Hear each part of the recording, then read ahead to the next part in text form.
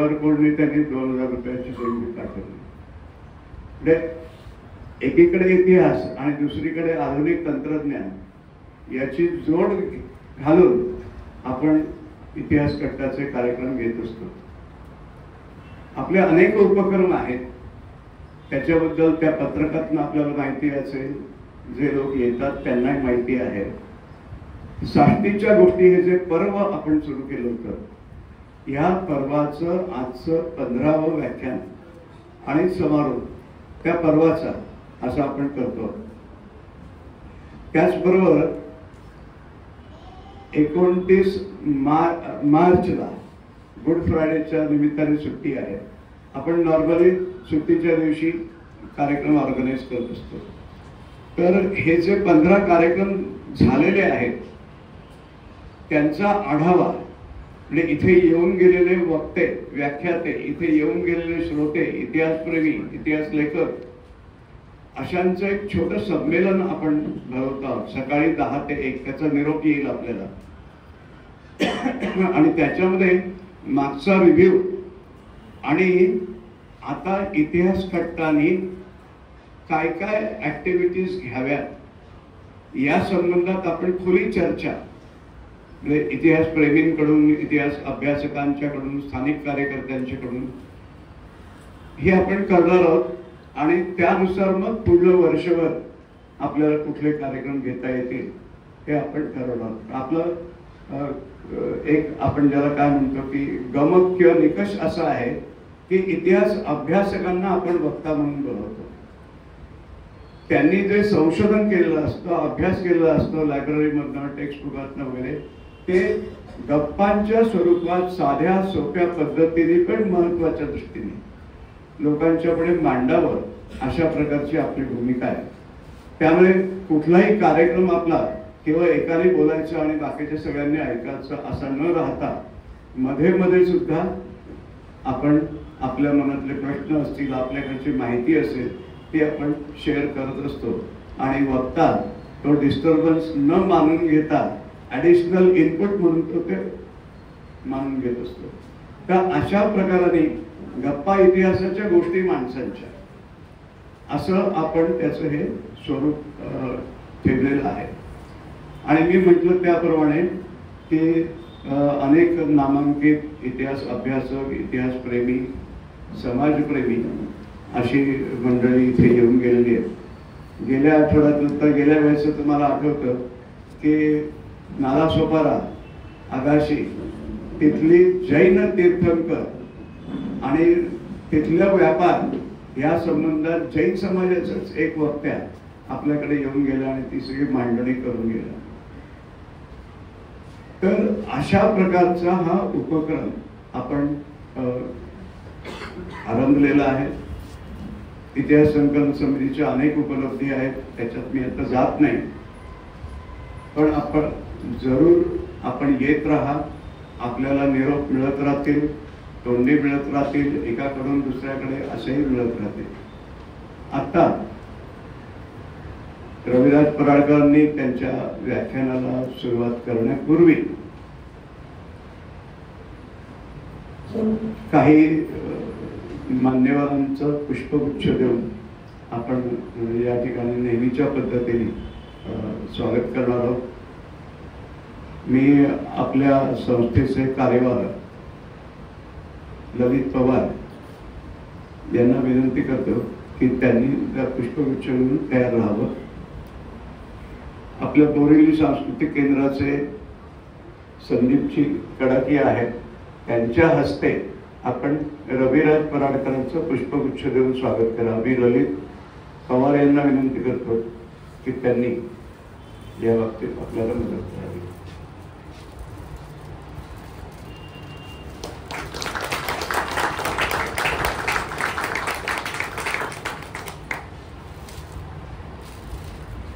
त्याचबरोबर या ठिकाणी आपल्या इतिहास संकलन समितीचे अनेक कार्यकर्ते उपस्थित आहेत. मागे रजिस्ट्रेशनला बसलेल्या पूजा कुलकर्णी आहेत, माझ्या पत्नी हेमा तन्ना आहेत. मी दोघींच्यापैकी एक तुम्ही या पुष्पगुच्छ द्यायला सांस्कृतिक केंद्राचे संदीप कडकिया यांचं पुष्पगुच्छ देऊन स्वागत करावं.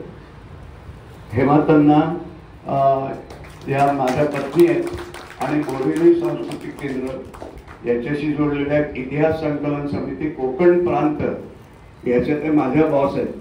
त्यांच्याकडे महिला प्रमुख म्हणून जबाबदारी आहे. आधी संकलन पूजा कुलकर्णी मागे बसलेल्या आहेत. त्या आपल्या बोरिवली सांस्कृतिक केंद्राच्या आपली इथली जी बोरिवलीची समिती आहे त्याच्या कार्यकर्त्या आहेत. या ठिकाणी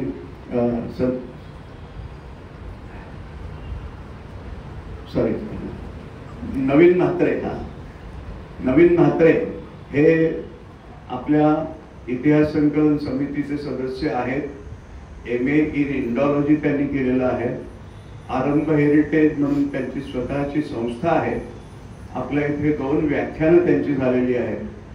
जोगेश्वरीच्या गुंठा हे त्यांचं वैशिष्ट्य, कारण त्याच परिसरात ते राहत होते आणि सातत्याने इतिहास विषयक लेखन करणं.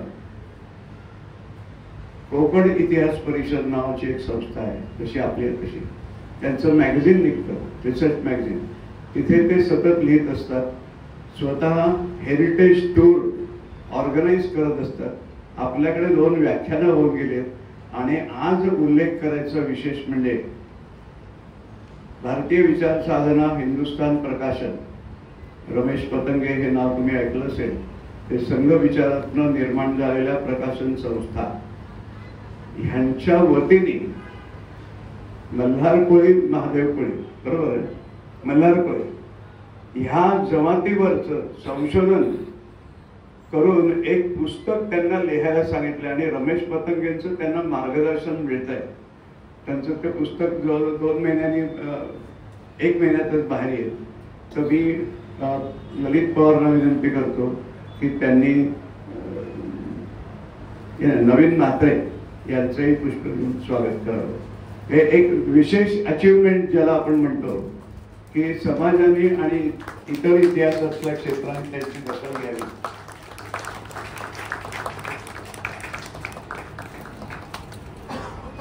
त्याचबरोबर आणखीन 2 गोष्टींचा उल्लेख मला करायचा आहे. त्या व्यक्ती आज आपल्यात हजर नाहीयेत. आपल्या इतिहास संकलन समिती कोकण प्रांताचे अध्यक्ष डॉक्टर जामखेडकर सर, म्हणजे आंतरराष्ट्रीय कीर्तीचे विद्वान आहेत, पण आपल्यावरच्या प्रेमामुळे आपले ते अध्यक्ष आहेत.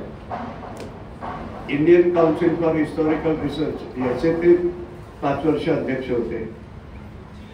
आजच आपल्याला बातमी अशी मिळालेली आहे की महाराष्ट्र सरकारने अनेक कॉलेजेसना युनिव्हर्सिटीचा दर्जा दिलेला आहे. त्याच्यातलं JJ स्कूल ऑफ आर्ट, आपल्यापैकी काही लोकांना माहिती असेल, त्या JJ school of art he university केलेली आहे आणि त्या युनिव्हर्सिटीचे चान्सलर म्हणून डॉक्टर जामखेडकरांची नियुक्ती झालेली आहे. आपल्या सर्वांच्या म्हणजे आपल्या सर्वांना ही बातमी सांगताना मला आनंद होतोय आणि आपलं अभिनंदन आपण त्यांना कळवणार आहोत. आपल्या या कट्ट्याचं उद्घाटन डॉक्टर जामखेडकर सरांनीच केलेलं आहे. त्याचबरोबर जामखेडकर सरांचे शिष्य PhDचे डॉक्टर सूरज पंडित, आर्किओलॉजिस्ट आणि आर्ट हिस्टोरियन, आपली ही संबंध सिरीज प्लॅन करण्यामध्ये सुद्धा त्यांचा वाटा होता. सुरुवातीला त्यांचा एक व्हिडिओही आपण केला. ते स्वतः कानेरी तुफानच्या लेण्यांच्यावर इथे येऊन व्याख्यान देऊन गेले. तर डॉक्टर सूरज पंडितांची साठे कॉलेज हे आता ऑटोनॉमस कॉलेज झालेलं आहे. तिथले ते हेड ऑफ द डिपार्टमेंट होतेच, पण व्हाईस प्रिन्सिपल म्हणून सुद्धा त्यांची नियुक्ती झाल्याची हेही आज आपल्याला फेसबुकच्या माध्यमातून कळलेलं आहे. सूरज पंडित हा अतिशय अभ्यास, म्हणजे कानेरी गुंफांच्यावर PhD त्यांनी डेक्कन कॉलेज मधून केली आणि जामखेडकर त्याचे मार्गदर्शक होते. 10 वर्ष घासून घेतली त्याच्याकडनं सांगायचं. पण अतिशय म्हणजे डेडिकेटेड ज्याला आपण म्हणतो अशा प्रकारची माणसं आपल्या या इतिहास संकलन समितीशी जोडले गेले. त्याचबरोबर नवीन ट्रेकर्सचा ग्रुप आहे. त्या नवीन ट्रेकर्सच्या ग्रुपपैकी सुद्धा एक तरुण सदस्य, तर माझ्या हल्ली नावं चटकन लक्षात राहत नाही, मिलिंद राऊत, तुझ्या त्या ट्रेक, हा, तर मी विनंती करतो की ललित राऊत यांनी त्यांना एक पुष्प द्यावं आणि त्यांचा उल्लेख मिलिंद येत.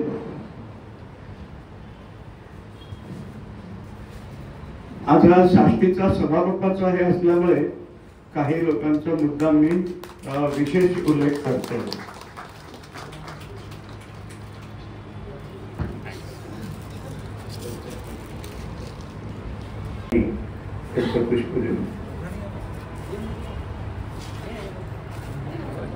तुमच्यामुळे ते ट्रेकिंगला आले की त्यांच्यावर तुम्ही लागला, दोघंही या बोरिवलीतच राहतात. तर त्यामुळे बघा, ट्रेकिंग, गड किल्ल्यांचा अभ्यास, भारतीय संस्कृतीचा अभ्यास, साष्टीचा अभ्यास, स्थानिक इतिहास आणि मंदिर, ह्या सगळ्यांचा हा जो पैस आपण म्हणतो, हा आपल्या इतिहास संकलन समितीच्या कामाचा एक भाग आहे. सगळेच विषय सगळ्याच वेळेला होतात असं नाही, होऊ शकतात असं नाही, पण आपण एक स्ट्रॅटेजी म्हणून असं ठरवलेलं आहे की एक थीम घ्यायची, एक मुख्य विषय घ्यायचा आणि त्या मुख्य विषयाच्या भोवती दर महिन्याला एक व्याख्यान इतिहास अभ्यासकाचं आयोजित करायचं. पुढे कदाचित संधी आम्हाला मिळाली तर त्याच्या पद्धतीने एखादं पुस्तक बाहेर पडेल. मगाशी मी जे स्कूलचा उल्लेख केला, प्रवीण लाडे आमचे बसलेले आहेत. प्रवीणजी,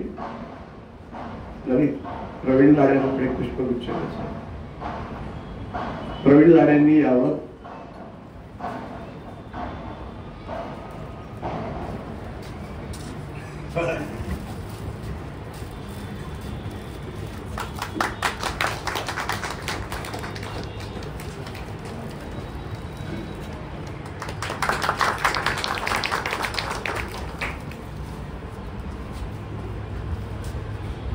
प्रवीण लाडे हे आपले सर्वात जुने कार्यकर्ते आहेत आमच्या देशाचे. इमर्जन्सीच्या काळापासून, इमर्जन्सीच्या काळापासून इतिहासाचं काम ते करत आहेत. कमर्शियल आर्टिस्ट आहेत, जे स्कूल मधनच आहेत त्याच्यात. आणि त्याचबरोबर ही जी सगळी साष्टीच्या वरची पोस्टर्स तुम्ही जे पाहतात, त्या पोस्टर्सचं डिझाईन, पूर्वी तर अख्ख्या त्या विंग्स होत्या नाटकाच्या, या पोस्टर्सचं डिझाईन आणि लेआउट आणि कंटेंट हा प्रवीण लाडेच्या कल्पनेतनं तयार झालेला. आपण ज्याला कार्यक्रम अनाऊन्स करतो तर त्याला आपले 3 टप्प्यांनी तो कार्यक्रम आपला होत असतो. पहिलं वक्ता ठरवतो त्याची थीम, मग वक्ता त्याचं एक प्रास्ताविक पाठवतो, ते आपण सगळ्यांना पाठवतो. मग त्याचं एक पोस्टर तयार करतो, ते पोस्टर आपण सगळ्यांना पाठवतो आणि ते पोस्टर प्रिंट आउट करून घेऊन, त्याचं बॅनर प्रिंट आउट घेऊन बॅनर आपण या वनविहारच्या दोन्ही गेटला लावत असतो. नंतर वक्त्याचा प्रोमो आपण रेकॉर्ड करतो, व्हिडिओ रेकॉर्डिंग 2 मिनिटाचं, 3 मिनिटाचं. आजच्या कार्यक्रमाचं आपण पाहिलं असेल 6 मिनिटांचं आहे. तो प्रोमो आपण सगळ्यांना पाठवतो इलेक्ट्रॉनिक माध्यमातून. वर्तमानपत्रात आपण बातमी देत असतो. मुंबई तरुण भारत हा सातत्याने कार्यक्रमाच्या आधी आणि कार्यक्रमाच्या नंतर आपल्या बातम्यांना प्रसिद्धी देत असतो.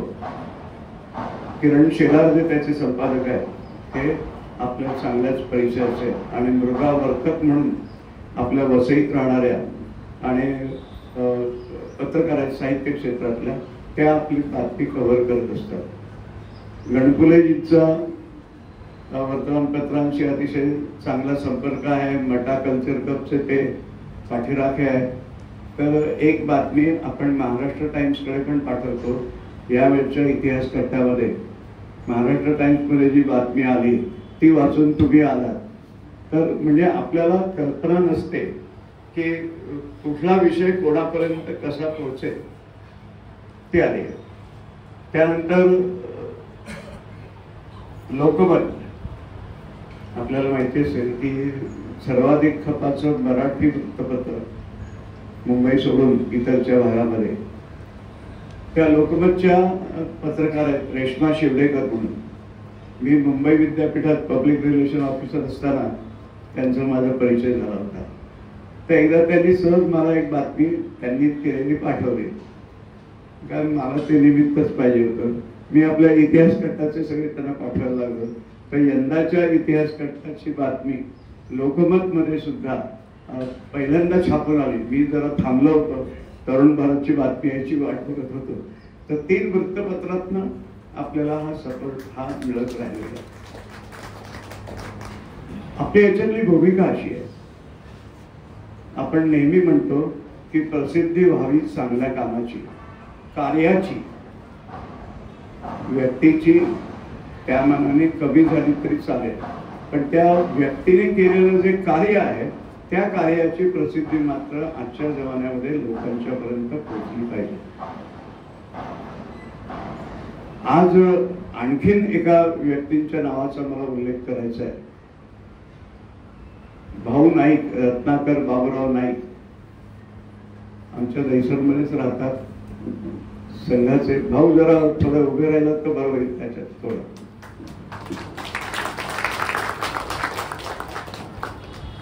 आपकी बार 80 पार, म्हणजे त्याच्याही पलीकडे त्यांचं वय आहे. आमच्या शाखेत येत असतात. मंत्रालयातनं रेव्हेन्यू डिपार्टमेंटमधनं डेप्युटी सेक्रेटरी म्हणून ते रिटायर झालेले आहेत आणि आपल्या इतिहास संकलन समितीचे खंदे असे समर्थक आणि आश्रयदाते आहेत. गेल्या वर्षी त्यांनी आपल्याला देणगी दिलेली होती.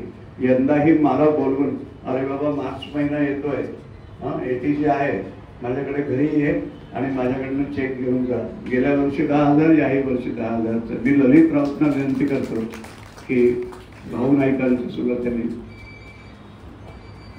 जागेवरच जाऊन हे करावं.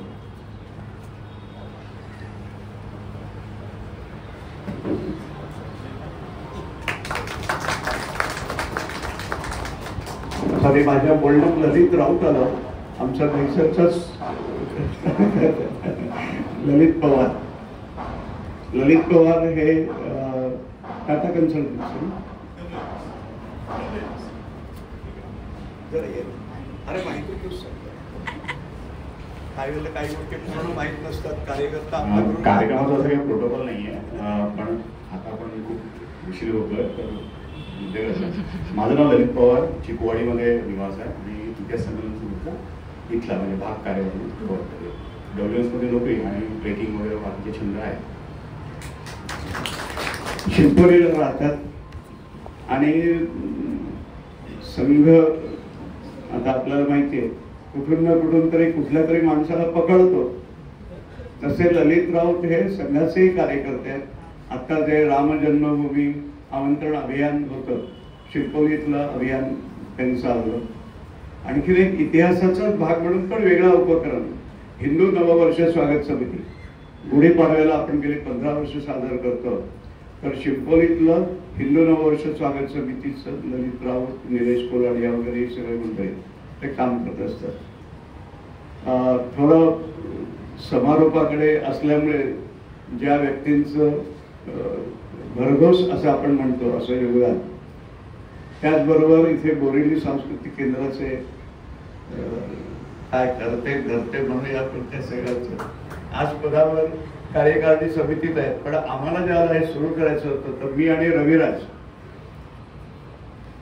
संजीव राणेंच्या घरी गेलो होतो आणि त्यांना सांगितलं होतं की असं असं आपण सुरू करतो, तर बोरिवली सांस्कृतिक केंद्राचं आम्हाला सहकार्य मिळावं. 5 मिनिटाच्या आत त्याने ऐकून घेतलं आणि म्हणाले आम्ही असोसिएट होतो. त्यामुळे असा सुंदर निसर्गरम्य परिसर प्रत्येक व्याख्यानासाठी उपलब्ध करून देणं, आसन व्यवस्था, माझा आवाज तुमच्यापर्यंत पोहोचवण्याची व्यवस्था आणि आपल्या सर्वांचं पाणी आणि चहानी स्वागत, हे सर्व बोरिवली सांस्कृतिक केंद्र आनंदाने करत असतं. आणि त्यांना काय वाटलं माहित नाही की त्यांच्या गव्हर्निंग काउन्सिलवर इन्व्हायटेड मेंबरची एक जागा शिल्लक होती, त्यांनी मला त्या ठिकाणी घेतलं. त्यामुळे माझा संपर्क बोरिवली सांस्कृतिक केंद्राच्या सुद्धा अनेक उपक्रमांशी येत असतो. आपण एकमेकांचे गुण ओळखणं आणि त्याप्रमाणे त्या माणसांचं सहकार्य घेत राहणं ही एक कार्यपद्धती अशी आहे की ज्याचा उपयोग आपल्या सर्वांनाच होत असतो. त्यामुळे आम्हाला अनेक बोरिवली सांस्कृतिक केंद्राचे उपक्रम त्याला हजर राहण्याचा योग येतो. एक मोठा भगवद्गीतेवरचा कार्यक्रम झाला, अतिशय सुंदर कार्यक्रम, नाट्य स्वरूपात श्रीकृष्ण अर्जुन यांचा संवाद आणि मध्ये धृतराष्ट्र आणि संजय 2-2.5 तासांचा तो कार्यक्रम होता. फार सुंदर कार्यक्रम होता. बिपिनभाई जोशी ना, आपल्या या बोरिवली सांस्कृतिक केंद्राचं आणखीन एक कॅम्पस म्हणूया ज्याला आपण ॲम्फी थिएटर आहे, स्टेप गार्डन पलीकडेच आहे. आपल्या देवीदास रोडला प्रजापिता ब्रह्मकुमारीचं केंद्र दिसतं, त्याच्या आतमध्ये बोरिवली सांस्कृतिक केंद्राचा विनोद गेडे यांच्या प्रेरणेतनं आणि ते उपमहापौर आणि नगरसेवक असताना अतिशय सुंदर अशा प्रकारचा प्लांट त्यांनी तिथे केलाय. सिवरेज ट्रीटमेंट प्लांट इथेच आहे आपल्या वनविहारमध्ये. आणि त्या ठिकाणी स्टेप गार्डन ॲम्फी थिएटर हे जे आपण म्हणतो, ही संकल्पनाच वेगळी आहे. म्हणजे क्लोज थिएटरपेक्षा हिरवळीने भरलेलं अशा प्रकारचं मैदान हे आपल्याला, आपण जर शिवाजी महाराजांच्या 350व्या राज्याभिषेकाचा भव्य कार्यक्रम केला होता, संबंध ते भरलेलं होतं. बोरिवली सांस्कृतिक केंद्राची ती देणं. एक उल्लेख त्यांना केलेला आवडणार नाही, पण तो करावा. शोभाताई नाडकर्णी, मी ललित राऊतना विनंती करतो, सॉरी ललित पवार यांना विनंती करतो की त्यांनी शोभाताईंचं सुद्धा या ते सिद्धी फोटो काढते.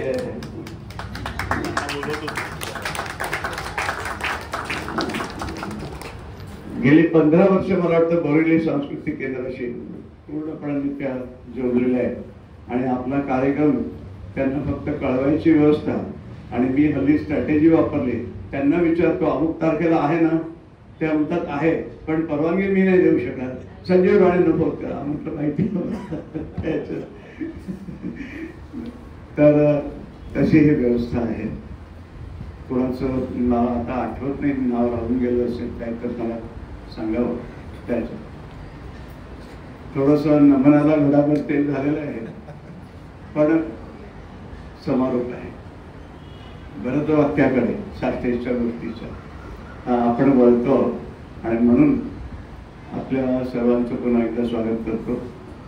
रविराज पराडकरांची ओळख आपल्याला पूर्वी झालेलीच आहे, परंतु काही नवीन लोक आहेत, म्हणून थोडक्यात त्यांच्याबद्दल मी जरा माहिती सांगतो. इतिहास अभ्यासक, त्याचबरोबर शिवभक्त. म्हणजे माझ्या डोळ्यापुढे जी महाराष्ट्रातली इतिहासकारांची 3-4 नावं आहेत, बाबासाहेब पुरंदरे असतील, गोपाळ गोदी दांडेकर असतील त्या पिढीचे, आणखी काही असतील, निनादराव गडेकर असतील, पण आमच्या जवळचे आणि आपल्या बोरिवलीत राहणारे शिवचरित्राचे अभ्यासकार आणि व्याख्याते रविराज पराडकर आहेत. महाराष्ट्रातले 250 किल्ले ज्यांनी स्वतः पायी जाऊन पालथी घातलेले आहेत. आणि भक्तिभावाने रायगडावरचा शिवाजी महाराजांच्या शिवजयंती अनेक करतात, शिवाजी महाराजांच्या राज्याभिषेकाचा महोत्सव सुरू करण्यामध्ये रविराज पराडकर यांचा पुढाकार होता. 12 वर्ष आता ते रेग्युलर प्रथा सुरू झाली. हे रविराज पराडकरांचं काम. त्यानंतर जरा एक वेगळा विषय पण इतिहासाशी संबंधित आहे. विठ्ठल रखुमाई हे दैवत आपल्याला माहिती आहे. पंढरपूर हे त्यांचं स्थान लोकांमध्ये प्रचलित आहे. पण असं म्हणतात की तिथली जी मूर्ती आहे माढ्याला, जे म्हणजे पूर्वीच्या काळात आपल्याला माहिती आहे की आक्रमण असायची, त्यामुळे मूळ मूर्तीला धक्का लागू नये म्हणून तिथून ती मूर्ती दुसऱ्या ठिकाणी न्यायची. इलाज नाही, संरक्षण करू शकत नाही. तशी मूळ मूर्ती माढ्याला नेलेली आहे असं एक संशोधन राची ढेरे यांनी केलेलं आहे.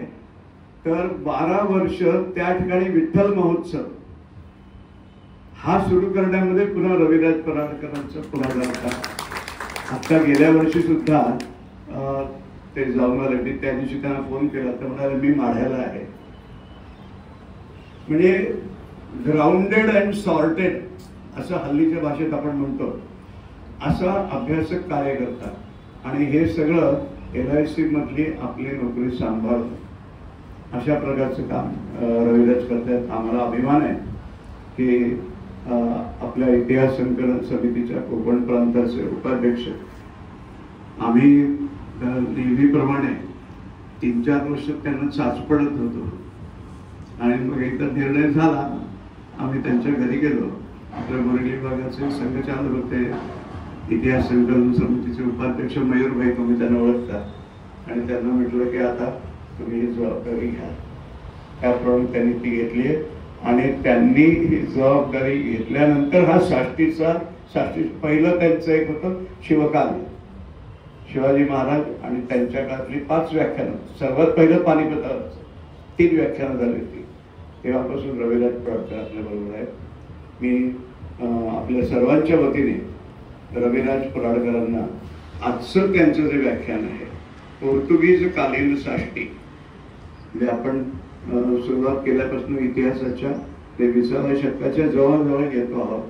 तर म्हणजे साष्टीवर राज्य करणाऱ्या परकीय सत्तेमधले इंग्रज आणि पोर्तुगीज, तर पोर्तुगीजांच्या बद्दलची माहिती आणि गप्पा रविराज पराडकर आपल्याशी करत आहेत. जोरदार टाळ्यांनी आपण पुन्हा एकदा रविराज पराडकर यांचं स्वागत करूया.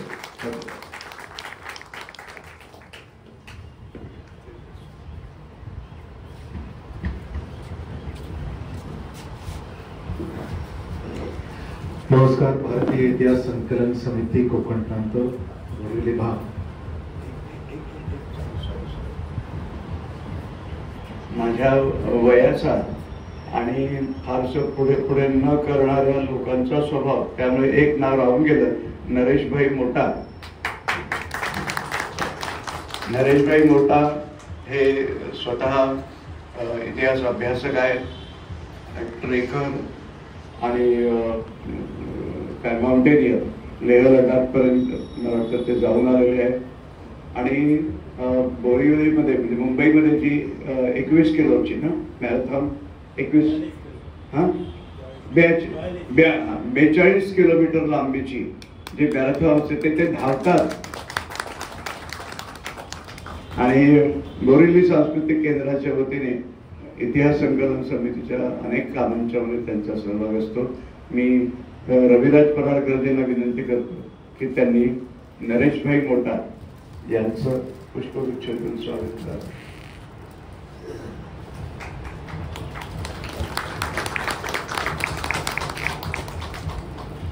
आणखीन एक ज्यांचा उल्लेख केला पाहिजे असं मला वाटतं, नरेंद्र केणी या ठिकाणी आहेत. माउंटेनिअरिंग ग्रुप म्हणजे एव्हरेस्टवर जी 2 मराठी माणसं जाऊन आलेली आहेत एकीकडे, त्यातलं पहिला हे सुरेंद्र चव्हाण आणि नरेंद्र केणी. यांच्यापैकी नरेंद्र केणी रिझर्व्ह बँकेमध्ये ठिकाणी विनंती करतो.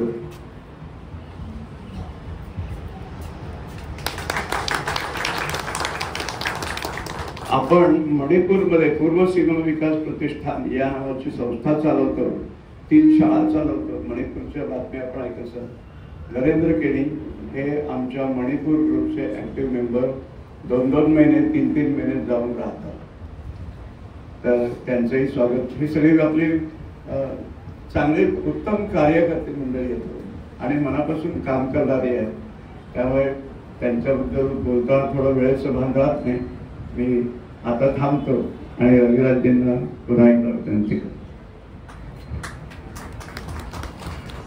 धन्यवाद तानाजी.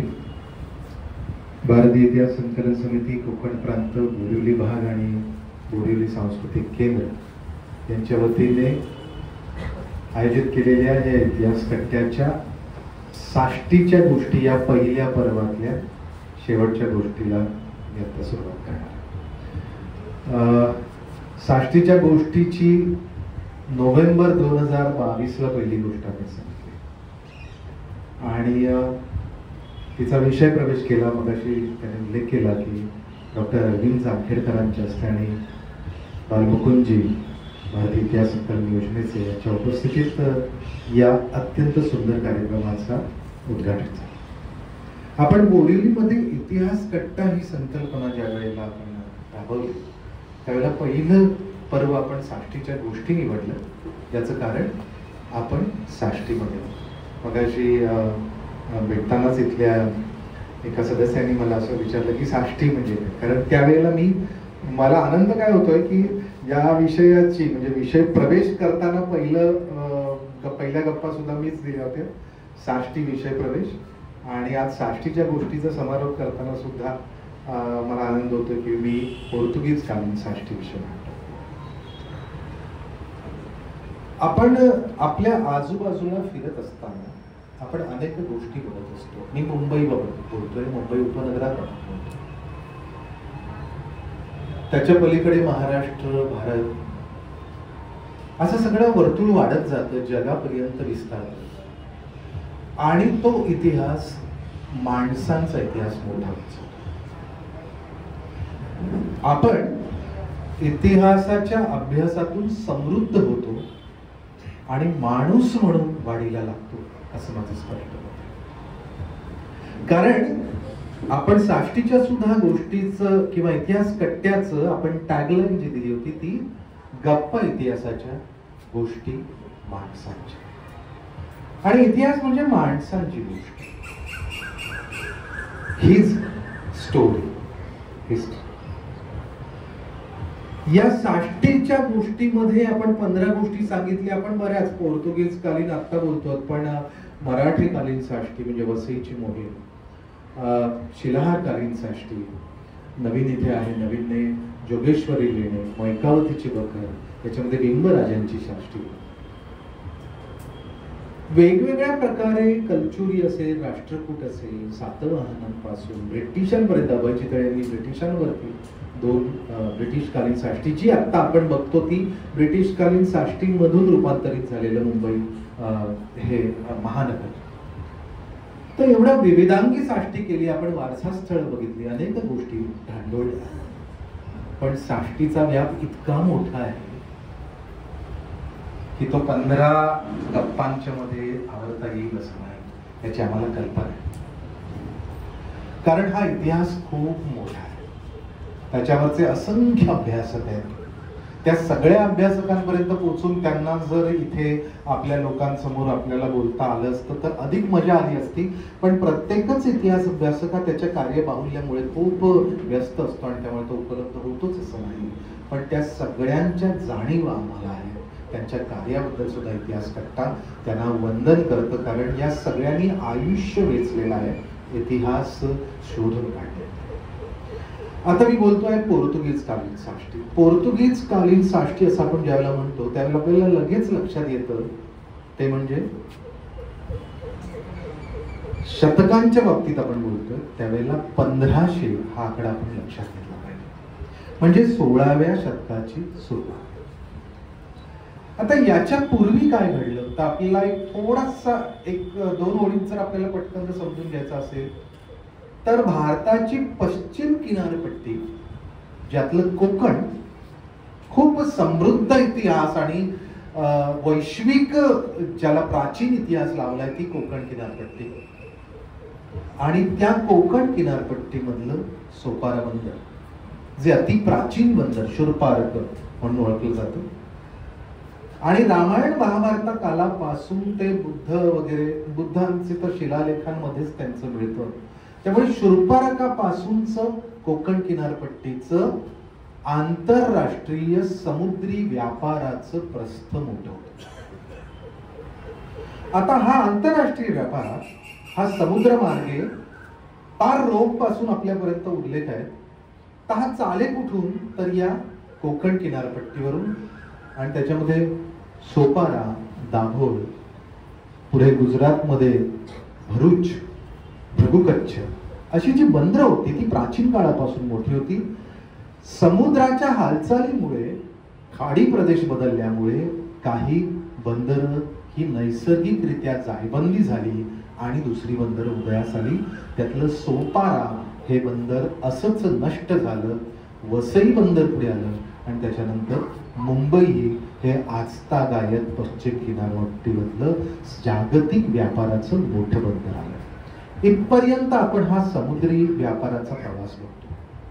पण या साधारणपणे याचा जर तुम्ही मार्ग बघितला, विश्वाचा नकाशा काढलात, तर तुम्हाला लक्षात येईल की भारताचं गुजरातचं ज्याला आखात आहे, जिथे समुद्र आत जातो, तिकडून खाली कोकणापर्यंत येतो, या आखातामधून समोर अरबी समुद्राने तांबडा समुद्र, ज्याला रेड सी म्हणतो, भूमध्य सागर, तिथे कॉन्स्टँटिनोपल या शहरामधून हा प्रचंड मोठा व्यापार हा पूर्व राष्ट्रांशी जोडलेला गेला प्राचीन काळापासून. 1500 सालाचं महत्व जे आहे त्याच्यात थोडं अधिक हे जे कॉन्स्टँटिनोपल आहे हे अरबांनी संपूर्णपणे ताब्यात घेतलं आणि ते गेल्यामुळे पोर्तुगीज काय किंवा सर्व युरोप काय किंवा पौर्वात्य देश काय यांचा व्यापार कसा चालणार हा प्रश्न आला. मग त्यांनी नवीन मार्ग शोधण्यासाठी नवीन जगाच्या नवीन समुद्री मार्गाच्या शोधामध्ये, त्यावेळेला ख्रिश्चन धर्माचे जे पोप होते त्यांनी स्पेन आणि पोर्तुगाल या 2 देशांना विनंती केली की तुम्ही नवीन सागरी मार्ग शोधा.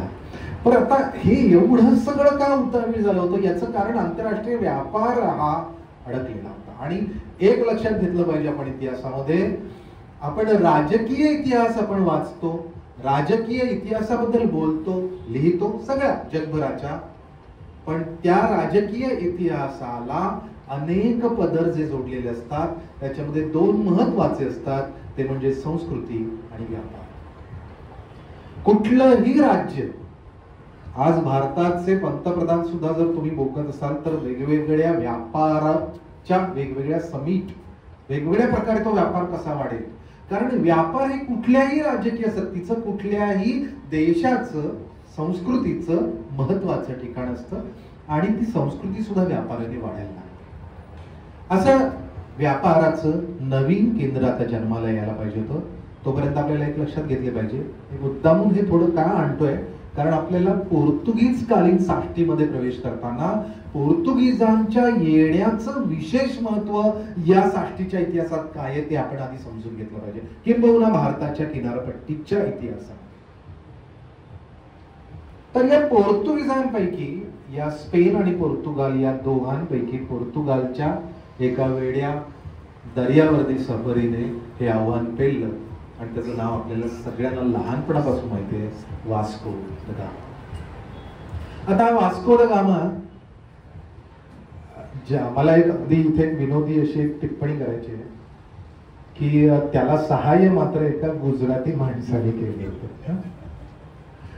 तो मुस्लिम गुजराती होता, त्यामुळे वास्को द गामाचं जे क्रेडिट आहे ते वास्को द गामा म्हणून आपण जगभर नाव ऐकतो, पण त्याला हा मार्ग सगळा समुद्राचा समजावून देणारा जो गुजराती माणूस, म्हणजे गुजराती माणूस जगात काय काय करू शकतो हे प्राचीन काळापासून आहे आणि त्याचं उत्तम उदाहरण हे आहे. त्याने तो मार्ग दाखवला आणि वास्को द गामा कालिकत बंदरात पोहोचला. भारताच्या पश्चिम किनारपट्टीवरती पहिलं आलेलं पाश्चात्य पाऊल. आता याचा अर्थ असा नाहीये की त्याच्या आधी कधी आलेलं नाहीये, पण आपण सत्तेबद्दल बोलतो, कारण आली लोक बरीच, पण त्यांच्या सत्ता निर्माण नाही झाल्या. अगदी ख्रिस्ताचं ज्या वेळेला, म्हणजे ख्रिस्त धर्म स्थापला येशूने, त्यावेळेला सुद्धा अगदी पहिल्या त्याच्या 12 अनुयायांपैकी एक जण हा भारताच्या किनारपट्टीवर पोहोचलेला आहे. इथल्या लोकांना त्यांनी तो धर्म समजावून सांगितला, याची सुद्धा आपल्याला उल्लेख मिळतात. त्यामुळे ख्रिश्चन धर्म हा पोर्तुगीजांनी आणला भारतात असं नाही, तो आधी होता, त्यांनी तो स्थापित केला भारतात असं. भारत हे प्राचीन काळापासून अत्यंत सुवर्णभूमी असल्या कारणाने जगाला वेड लावणं, जगाला भारताला जाऊन भेटावं असं वाटणं, भारतीय लोकांना संपर्क करावा, तेथील संस्कृती समजावून घ्यावी याबाबतचं आकर्षण सगळ्यात मोठं म्हणजे भारताचे मसाले. त्यामुळे भारताच्या मसाल्यांसाठी म्हणून ही सगळी दर्यावर्दी फौज निघाली आणि वास्को द गामा कालिकतला पोहोचला. त्याने 1498ला पहिलं पाऊल ठेवलं. 2 वर्षांनी तो पुन्हा आला. दुसऱ्या वर्षी येताना मात्र तो व्यापाराला आला नाही. व्यापारी म्हणून आले आणि सत्ता स्थापन केली याचं मोठं उदाहरण. आणि आपण या लोकांच्या सहिष्णुतेचं, भारतीयांच्या सहिष्णुतेचा गैरवापर पण किती किती केला गेला त्याचं सुद्धा एक उदाहरण म्हणजे Vasco da Gama. Vasco da गामाची दुसरी भेट जामोरिन राजा, कालिकतचा हिंदू राजा होता. या जामोरिन राजाने त्याला तिथे वखार घालायला दिली आणि तिथेच कालिकतला या पोर्तुगीजांनी आपली सत्ता या जामोरिन राजाला नंतर त्याला त्या सिंहासनावरनं घालवून देऊन, त्यांच्यापासून हिसकावून घेऊन ते बंदर आपल्या ताब्यात घेतलं. मी हे फक्त का सांगितलं कारण पोर्तुगीजांनी भारताच्या किनारपट्टीवर प्रवेश केला. पण हा झाला खाली मलबारला, कालिकत म्हणजे केरळ, त्या ठिकाणचा. आता त्याला आपण कोझिकोड असं म्हणतो. तिथून पुढे हळूहळू त्यांना लक्षात आलं की आपल्याला सगळी पश्चिम किनारपट्टी ताब्यात घ्यायची. पहा, मुद्दामून लक्षात घ्या, या माणसांचे स्वभाव आधी लक्षात घ्या. पोर्तुगीजांचा स्वभाव हा खूप मोठी झेप घेण्याचा आहे. ती वास्को द गामाच्या एवढ्या मोठ्या सफरीतच दिसते. हे चिवट आहेत, लढाऊ आहेत आणि ज्याला आपण ऍग्रेगेशन म्हणतो की मला हे पाहिजेच, मिळवायचं आहे, ही जी वृत्ती आहे ही वृत्ती त्यांच्याकडे ठासून भरलेली आहे. आणि इतिहासामध्ये तुम्हाला या पोर्तुगीजांच्या सगळ्या कागदपत्रांमध्ये, सगळ्या त्यांच्या वावरामध्ये त्यांचं जे जे म्हणून आहे, त्यांचे किल्ले आहेत, त्यांच्या चर्चेस आहेत, सगळं जे आहे त्या सगळ्यामध्ये हे अग्रेशन, हा जोरकसपणा, ही मुसंडी मारण्याची वृत्ती, हे किलिंग स्पिरिट दिसेल. आणि हे मुद्दामून इतिहासकारांचं काम आहे किंवा अभ्यासाचं काम आहे की माणसांचा अभ्यास करताना त्यांच्या वृत्ती सुद्धा, कुठली सत्ता, आता पोर्तुगीजांनी भारतावर सत्ता प्रस्थापित नाही केली. असा शब्द जर कोणी वापरला तर तो विपर्यस्त होईल किंवा मला असं वाटतं ती अतिशयोक्ती होईल. पोर्तुगीजांनी फक्त पश्चिम किनारपट्टीची बंदरं त्या लगत 25 किलोमीटरच्या पर्यंतच्या प्रदेशामध्ये आपापल्या टेरिटरीज, मी ज्याला टेरिटरीज हा शब्द इंग्लिश वापरेन, प्रांतीय अशा सत्ता स्थापन केल्या. त्याला सत्ता, कारण मूळ भूभागात ज्याची सत्ता असते त्याला आपण सत्ताधीश म्हणतो.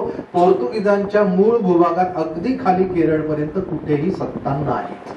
त्यामुळे ज्याला आपण पोर्तुगीज कालीन भारत असं म्हणतो किंवा भारतातली पोर्तुगीज सत्ता असं जर म्हणतो तर आपल्याला हे लक्षात घेतलं पाहिजे की पोर्तुगीजांची सत्ता ही काहीच गावांमध्ये, काहीच शहरांमध्ये, काहीच बंदरांमध्ये होती, भारतात नव्हती.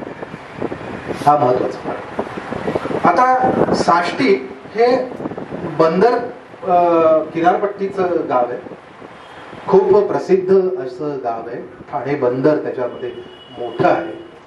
त्यामुळे श्रीस्थानकापासून एवढा सगळा व्यापलेला असा, एका बाजूला माहीमची खाडी, दुसऱ्या बाजूला वसईची खाडी, मागे बॉम्बे हार्बर ज्याला आपण म्हणतो, असा सगळ्या बाजूनी 3 बाजूंनी वेढलेला असा, पाण्याने वेढलेला, समुद्राने वेढलेला, नद्यांनी वेढलेला असा प्रदेश, अत्यंत सुपीक प्रदेश, मोठ्या प्रमाणाचा घनघोर जंगलाचा प्रदेश, प्राचीन संस्कृतीचा प्रदेश.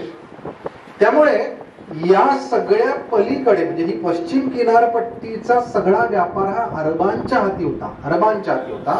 आणि या अरबांना, या मुसलमानी व्यापाऱ्यांना या पश्चिम किनारपट्टीच्या व्यापार क्षेत्रातनं बाहेर उचकावून लावून आपली मोनोपोली या पश्चिम किनारपट्टीवरती करायची, या उद्देशाने पोर्तुगीजांनी एक एक बंदर, एक एक काबीज करायला सुरुवात केली. त्यामुळे तुम्ही जर बघितलं तर मी मुद्दाम तुम्हाला एक सांगतो की 1500 ते 1537 हा पहिला जो काळ आहे, हा या पोर्तुगीजांची पाळंमुळं या पश्चिम किनारपट्टीवर पक्की करण्याचा काळ. काही मी तुम्हाला साम्य दाखवतो. छत्रपती शिवाजी महाराजांचा स्वराज्य स्थापनेचा कालखंड बघा, किती वर्ष आहेत बघा, पोर्तुगीजांची वर्ष. त्यामुळे पाळंमुळं तुम्ही एखाद्या गोष्टीमध्ये, एखाद्या भूमीत, एखाद्या संस्कृतीत, एखाद्या समाजामध्ये, एखाद्या भूमीमध्ये ज्यावेळेला रोवता त्यावेळेला साधारणपणे 35 ते 40 वर्षाचा कालखंड असतो. आणि तो जर रुजला, तो जर तुम्ही बळकट केला तर त्याच्या पुढे जवळजवळ 150 ते 200 वर्षापर्यंत तुमचं अस्तित्व राहतं, असा भारताचा इतिहास सांगतो, जगाचा इतिहास. पोर्तुगीजांच्या बाबतीत तसंच घडलं. 1500 पासून या लोकांनी साधारणपणे 36 साली 35 साली साष्टी त्यांच्याकडे आली, 34-35. त्याच्या आधी वसई. आता ही कोणाकडनं त्यांनी घेतली? तर त्यावेळेला साष्टीचे राज्यकर्ते कोण होते? तर साष्टीचे राज्यकर्ते हे गुजरात सुलतान. म्हणजे कोकणातले जर राज्यकर्ते बघायला गेले तर कोकण 3 मुस्लिम राज्यकर्त्यांच्या ताब्यात होता. एक उत्तर कोकण, म्हणजे ज्याच्यात साष्टी आहे, वसई, साष्टी वगैरे हा प्रदेश, हा गुजरात सुलतानांच्या ताब्यात. मधलं कोकण जे आहे हे, ज्याला आपण दाभोळ, बाणकोट वगैरे असं सगळं खालपर्यंत मध्ये येतो, राजापूर पर्यंत, हा जो सगळा मधला प्रदेश आहे हा निजामशहाच्या ताब्यात होता, अहमदनगरच्या. आणि त्याच्या खालचं दक्षिण कोकण गोव्यापर्यंतच हे विजापूरच्या आदिलशहाच्या ताब्यात होतं. वरती सरकताना, खाली मलबार केरळवरून वरती सरकताना गोवा पहिलं त्यांनी ताब्यात घेतलं आणि आदिलशहाशी त्यांची पहिली झुंज झाली. आदिलशहा हरला. आता या सगळ्या भूभागातल्या मोठ्या सत्ता या हरत का गेल्या पोर्तुगीजांपुढे, याचंही आपण कारण घेतलं पाहिजे. कारण त्यावेळेला पोर्तुगीजांकडे तत्कालीन राज्यकर्त्यांपेक्षा अधिक, कारण या सगळ्यांचा समुद्राच्या पर्यंत संबंध होता, पण समुद्रावरती ज्याला आपण मर्कंटाईल वेसल्स म्हणतो, म्हणजे व्यापारी जहाज, यांचाच, लढाऊ जहाज, सैनिकी जहाज, युद्धनौका यांचा अभ्यास आपल्याकडे मुलकामध्ये कुठल्याही शाळांकडे नव्हता. एक प्राचीन काळामध्ये आपण चोळ हे अत्यंत मोठं राज्य आपण सोडून देऊया, पण भारतीय राज्यकर्त्यांमध्ये कोणीही समुद्रावरती प्रचंड मोठी अशी युद्ध मोहीम किंवा ज्याला आपण नौदल उभारणं असं त्यापूर्वी झालेलं नव्हतं. आणि त्या अभ्यासाच्या अभावी, सामुद्रिक शास्त्राच्या अभावी, सागरी युद्धांच्या किंवा त्यांच्या नौकांच्या अभ्यासाच्या अभावाने ही सगळी एक एक झामोरीन काय गेला किंवा पुढे गेल्यानंतर गोवा का गेलं, तर याचं मुख्य कारण साष्टी का, गुजरात सुलतान का, हे सगळं आपल्याला लक्षात घेतलं पाहिजे. कारण काय? तर कारण म्हणजे आपलं मागासलेपण. मी येणार आहे पुढे लगेच. हे मागासलेपण शिवाजी महाराजांनी ओळखलं आणि ते दूर केलं. आपल्यातल्या उणीवा ओळखणं आणि आपल्याला समृद्ध करणं हे त्याच वेळेला शक्य होतं ज्या वेळेला तुम्हाला तुमच्यातली उणीव कळते. भारतीय राज्यकर्त्यांनी सुवर्ण काळ गाजवला, परंतु समुद्रावरची ही जी उणीव आहे की आपल्याकडे सशस्त्र असं नौदल नव्हतं. मी पुन्हा सांगतो की चोळांचा अपवाद आहे. सगळ्याच नाही, बऱ्याच काही प्राचीन याच्यामध्ये युद्ध झालेली आहेत, ती पण केलेली आहेत. अगदी हे जे शिल्प तुम्हाला दिसतंय इथे ते शिलाहारांचं आहे. आणि शिलाहारांच्या या शिल्पामध्ये जे इथे त्या बाजूला एक्सेलला विरघळलाय, त्या शिलाहारांचं सुद्धा युद्धच जे होतं ते सागरी युद्धच झालं. त्यामुळे अशा छोट्या मोठ्या लढाया वगैरे होत्या. मी म्हणतोय ते प्रचंड मोठं, ज्याला म्हणतो की मोठीच्या मोठा आरमार असं या पोर्तुगीजांचं होतं. त्यांनी गोवा पहिल्यांदा घेतलं 1515च्या दरम्यान. गोवा घेतलं आणि गोवा घेतल्यानंतर त्यांना एक प्रचंड आत्मविश्वास मिळाला. गोवा एक निसर्ग समृद्ध असं गाव. त्या सगळ्या गोव्याची साष्टी, त्याचा बारदेश, असं सगळं, तिसवाडी, हा सगळा प्रदेश घेतल्यानंतर त्यांची नजर गेली ती गुजरात सुलतानाकडे. आणि गुजरातचा जो दमण दीव हा परिसर आहे तो गाठायचा याच्यासाठी आता हे अचानक नाही ठरलं की चला दीव दमणकडे आपल्याला जायचं आणि आपण त्याला गुजरात सुलतानला पण त्याचं पण बंदर सगळा प्रदेश घ्यायचा. नाही, त्याला एक कारण घडलं. त्याला कारण असं घडलं की ही जी काही सगळी मलबार आणि खाली ज्या वेळेला गोव्यापर्यंत ज्या वेळेला पोर्तुगीजांनी एका मागोमाग धडाका करायला लागला, त्यावेळेला अरब व्यापाऱ्यांचं, समुद्री व्यापाऱ्यांचं होणारं नुकसान हे मुस्लिमांच्या अशा एका डिस्कशनला कारणीभूत झालं आणि त्यामुळे इराणच्या बादशाहकडून एक मोठी फौज आणि एक प्रचंड मोठं असं अरबी नौदल हे या पोर्तुगीजांना संपवायला म्हणून इकडे आखातामध्ये आलं आणि त्याला कारण हा गुजरात सुलतान ज्याने त्यांना इन्व्हाइट केलं. त्यामुळे या गुजरात सुलतानला धडा शिकवायचा, कारण हे अर्थात हे युद्ध हे पोर्तुगीजांच्या विरोधात गेलं भरपूर सगळ्यांनी एकत्र येऊन, आणि त्याला अगदी विजापूर पासून निजाम शहापर्यंत सगळ्यांनी त्याला सपोर्ट केला, पाठिंबा दिला. पण हे युद्ध एवढ्या लोकांच्या समोर सुद्धा पोर्तुगीज जिंकले. मी काय हे सांगतोय तर त्या सगळ्या पोर्तुगीजांच्या नौदलाचे त्यांचं जे आरमार होतं त्या आरमाराची ताकद केवढी होती हे आपल्या लक्षात घेतली पाहिजे. त्या सगळ्या आरमारी लढाया सगळं मी डिटेलिंग नाही करू शकत, मी केलंही असतं, कारण ते प्रत्येक युद्धाचं सुद्धा एक शास्त्र आहे आणि त्या युद्धाच्या प्लॅनिंग, त्याची मोडस ऑपरेंडी आणि शेवटी इम्प्लिमेंटेशन असं सगळं ज्या वेळेला आपण बघतो त्यावेळेला एक युद्ध कळतं. मी ज्यावेळेला शिवाजी महाराजांची युद्ध सांगतो त्यावेळेला त्याचं प्लॅनिंग पासून इम्प्लिमेंटेशन ज्यावेळेला कळतं त्यावेळेला ते एक युद्ध कळतं. त्यामुळे पोर्तुगीजांच्या समुद्री युद्धाचा सुद्धा एक वेगळा अभ्यास आहे. कधीतरी आपण ज्यावेळेला इतिहास कट्ट्यावर युद्ध असं ज्या वेळेला कधीतरी पर्व घेऊ त्यावेळेला भूमीवरची युद्ध, समुद्रावरची युद्ध, असं एक एक युद्ध जर कधी आलं, विषय सहज सुचला म्हणून बोललो, याच्यावरती सुद्धा काम करायला आपल्याला हरकत नाही. सांगायचा हेतू हा की या पोर्तुगीजांनी या निमित्ताने गुजरातच्या सुलतानकडे आणि गुजरातच्या बंदरांकडे आपला मोर्चा वळवला. 1508 डिसेंबर ला दमणच्या दिशेने चालू झालं. मध्ये वाटेत वांद्रा, खाली साष्टी हा सगळा समुद्रकिनारा लागला. तिकडे एक छान मस्तपैकी त्यांना एक अरबी किंवा आपण ज्याला पण म्हणूया की साष्टी प्रदेशावरती जे व्यापारी केंद्र होतं त्यातले व्यापारी असं एक मुस्लिम लोकांचं जहाज मिळालं. ते जहाज त्यांनी पकडलं, ते जहाज ताब्यात घेतलं, ते जहाज लुटलं. म्हणजे वाटेत सुद्धा कोणालाही सोडायचं नाही अशा पद्धतीने ते पुढे जात चालले. त्यांनी दमण दीववरती हल्ला केला. हा हल्ला पुढचे जवळजवळ 5-6 वर्ष सतत चालू होता. आणि या पश्चिम किनारपट्टीवर मी का सांगतोय की सातत्य या लोकांनी ठेवलं. खाली एका बाजूला मलबार ताब्यात आलं होतं, केरळ किनारपट्टी, कर्नाटक वगैरे आलं होतं, तिकडे आपला व्यापारी जम यांनी पक्का बसवला.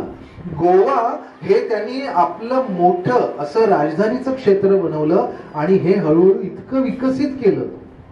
विकसित करण्याचे जे टप्पे आहेत त्याच्यामधली जी क्रूरता आहे ती पण मी येणार आहे. कारण एक प्रदेश ज्या वेळेला आपण ताब्यात घेतो त्यावेळेला तो नुसता प्रदेश म्हणजे भूमी नसते, तिथली माणसं असतात. तिथल्या माणसांचं असं काही स्वतःचं जीवन असतं, त्यांची विचारशैली असते, त्यांचे धर्म असतात, संस्कृती असते आणि त्याला एक प्रचंड मोठा कालखंड असतो. तुम्ही त्या लोकांबरोबर कसं जमवून घेता याच्यावरती तुमच्या सत्ता स्थापनेची सूत्र मिळतात. अर्थात सत्ता ज्या वेळेला धर्मसत्तेच्या खाली येते आणि वास्को द गामाचा फार सुंदर एक शब्द जो खूप इतिहासात फेमस आहे की आम्ही कशासाठी येतो, for the spices and seeking spices and Christians. त्याने एका शब्दामध्ये वास्को द गामाने आपल्या येण्याचा अख्ख्या जगाला वळसा घालून आम्ही भारताच्या किनारपट्टीवरती का आलो तर मसाल्याचे आणि ख्रिश्चन या 2 गोष्टी मिळवायला. धर्म हा राजकारणाच्या पेक्षा ज्या वेळेला मोठा होतो त्यावेळेला त्याचं विद्रूप रूप काय होतं याचं उत्तम उदाहरण म्हणजे गोवा. त्या गोव्याला इतकं सुंदर असं सांस्कृतिक वैभव होतं. कदंब राजांनी अत्यंत सुंदर देखणी शिल्पकलेने नटलेली, एकतर मुळात गोवा अत्यंत हिरवगार समुद्रांनी नद्यांनी वेढलेलं अत्यंत सुंदर निसर्गरम्य प्रदेश, तिथली हवा, तिथलं पाणी, तिथलं वातावरण, तिथे एक जबरदस्त संस्कृती मोठी होती आणि त्या संस्कृतीमध्ये कला वैभव, संगीत कलेपासून शिल्पकलेपासून चित्रकलेपासून असंख्य कलांचं वैभव होतं आणि ह्या सगळ्यांवरती पोर्तुगीजांनी आक्रमण केलं. ते आक्रमण नुसतं झालं नाही, त्यांनी फक्त गोवा मिळवलं नाही, आपलं बस्तान बसवल्यानंतर त्यांनी सगळं गोवा हे ख्रिश्चन केलं.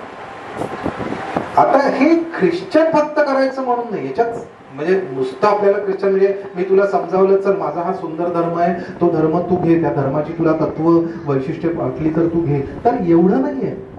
त्याच्या मागे एक मोठ्या प्रमाणाचं आक्रमण आहे की तुला हे करायचंच आहे, तू नाही केलंस तर तुझी संपत्ती, तुझं जगणं, तुझं कुटुंब हे सगळंच्या सगळं नामशेष होईल. आणि ही जी कंडिशन असते ती कुठल्याही धर्माला, याच्या आधीही अनेक म्हणजे पूर्वेच्या बाजून जे जे धर्म आले, ख्रिश्चन असेल, त्याच्या आधी मुस्लिम असेल, या प्रत्येकानेच जगा नाहीतर मग हे करा असं ज्याला आपण म्हणतो की मारून मुटकून असं जे आहे असं झालं. याचं पुढचा जो टप्पा आहे, या गोवा ज्या वेळेला झालं त्यावेळेला गोव्याला एक प्रचंड मोठं आरमाराचं स्वरूप आलं आणि गोव्याला किल्ले, आता मी गोव्याचा इतिहास नाही सांगणार आहे, साष्टीचा इतिहास सांगणार आहे, पण गोव्याला पोर्तुगीजांनी मोठं लष्करी ठाणं बनवलं आणि त्याच्यातनं खाली दक्षिणेला आणि वरती उत्तरेला पश्चिम किनारपट्टीवर ये जा चालू झाली. गुजरात सुलतानला 1521, 27, 28 या लोकांनी इतकी आक्रमण केली आणि छळलं.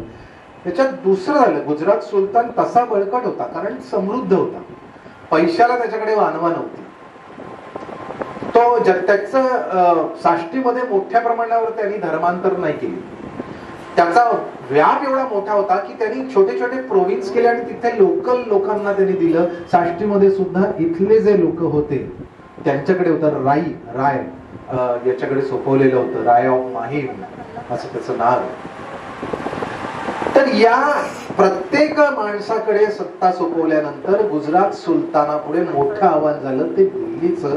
कारण दिल्लीला जे सगळे मुस्लिम सत्ता बदलत होत्या त्याच्यामध्ये मोठी सत्ता आली जिने भारताच्या राजकारणामध्ये सुद्धा मोठा बदल केला. किंबहुना त्यांचाच इतिहास आपल्याला पुस्तकांमध्ये जास्त मिळतो, ती म्हणजे मुघल. आणि मुघल सत्ता ज्या वेळेला दिल्लीमध्ये प्रस्थापित झाली त्यावेळेला या गुजरात सुलतानाचे आणि त्यांचे संघर्ष, त्यांच्याबरोबर सामोपचाराचे सुद्धा हे केले. म्हणजे एक महत्वाचं आहे, लक्षात घ्या, इथे मुद्दामून आपल्याला भारताचा धार्मिक इतिहास कळतो. फक्त मुस्लिम आणि हिंदू असे नाही हे झाले, लढाया झाल्या किंवा वाद झाले, मुस्लिम सुद्धा झाले.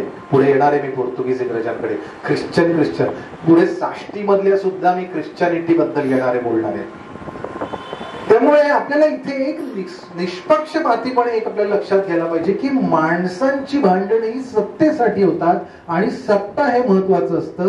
गुजरात सुलतानाला ज्यावेळेला आपली सत्ता ज्या वेळेला धोक्यात येते असं वाटायला लागलं आणि मोगलांना आपलं सत्ताचं जे क्षेत्र आहे ते अख्खं भारत करावं असं वाटायला लागलं, या सत्ता संघर्षामध्ये गुजरात सुलतानाने एका बाजूला पोर्तुगीजांचं सतत बाजूला आक्रमणे, अशा वेळेला एक मोठी चूक केली. ती म्हणजे त्यांनी पोर्तुगीजांकडे आपल्या मदतीला येण्यासाठी आवाहन केलं मुघलांच्या विरोधात. ही काय वेळेला राजकीय चुका कुठल्या असतात तर गुजरात सुलतानाची मोठी चूक. त्यांनी दीव आणि दमणला इतक्या वेळा त्रास दिल्या. दमण एकदा तर त्यांनी खाली दाभोळ बंदर जाळलं, वरती दमणवरती बॉम्बार्डिंग केलं होतं. हे सगळं असताना आणि त्याच्यावर प्रत्येक वेळेला मारामाऱ्या झालेल्या असताना सुद्धा नाईलाजाने का होईना पण गुजरात सुलतानाने पोर्तुगीजांना आवाहन केलं. पोर्तुगीज आले, त्याला असं वाटलं. 1534ला त्याने मोठी अशी ट्रीटी ज्याला म्हणतो तह केला आणि त्या तहामध्ये त्यांनी वसई हे त्यावेळेचं त्याचं सगळ्यात मोठा उपमेका हा पोर्तुगीजांना स्वतःहून दिला. पण नुसतं वसई नाही, वसई प्रांत आणि आत्ताचं हे जे साष्टी, माहे, मुंबई हे सगळं वसई प्रांतात येत होतं. त्यामुळे वसई प्रांतामध्ये खाली चिंचणी पासून, डहाणू चिंचणी पासून ते पुढे पनवेल पर्यंत एवढा मोठा भाग हा वसई प्रांताच्या अंतर्गत होता आणि या वसई प्रांत या गुजरात सुलतानाने 1534 डिसेंबरच्या वेळेला तहामध्ये त्याच्या सगळ्या मालकी हक्कासमोर तो तह खूप वाचण्यासारखा आहे, जरूर वाचा अभ्यास करत असाल तर.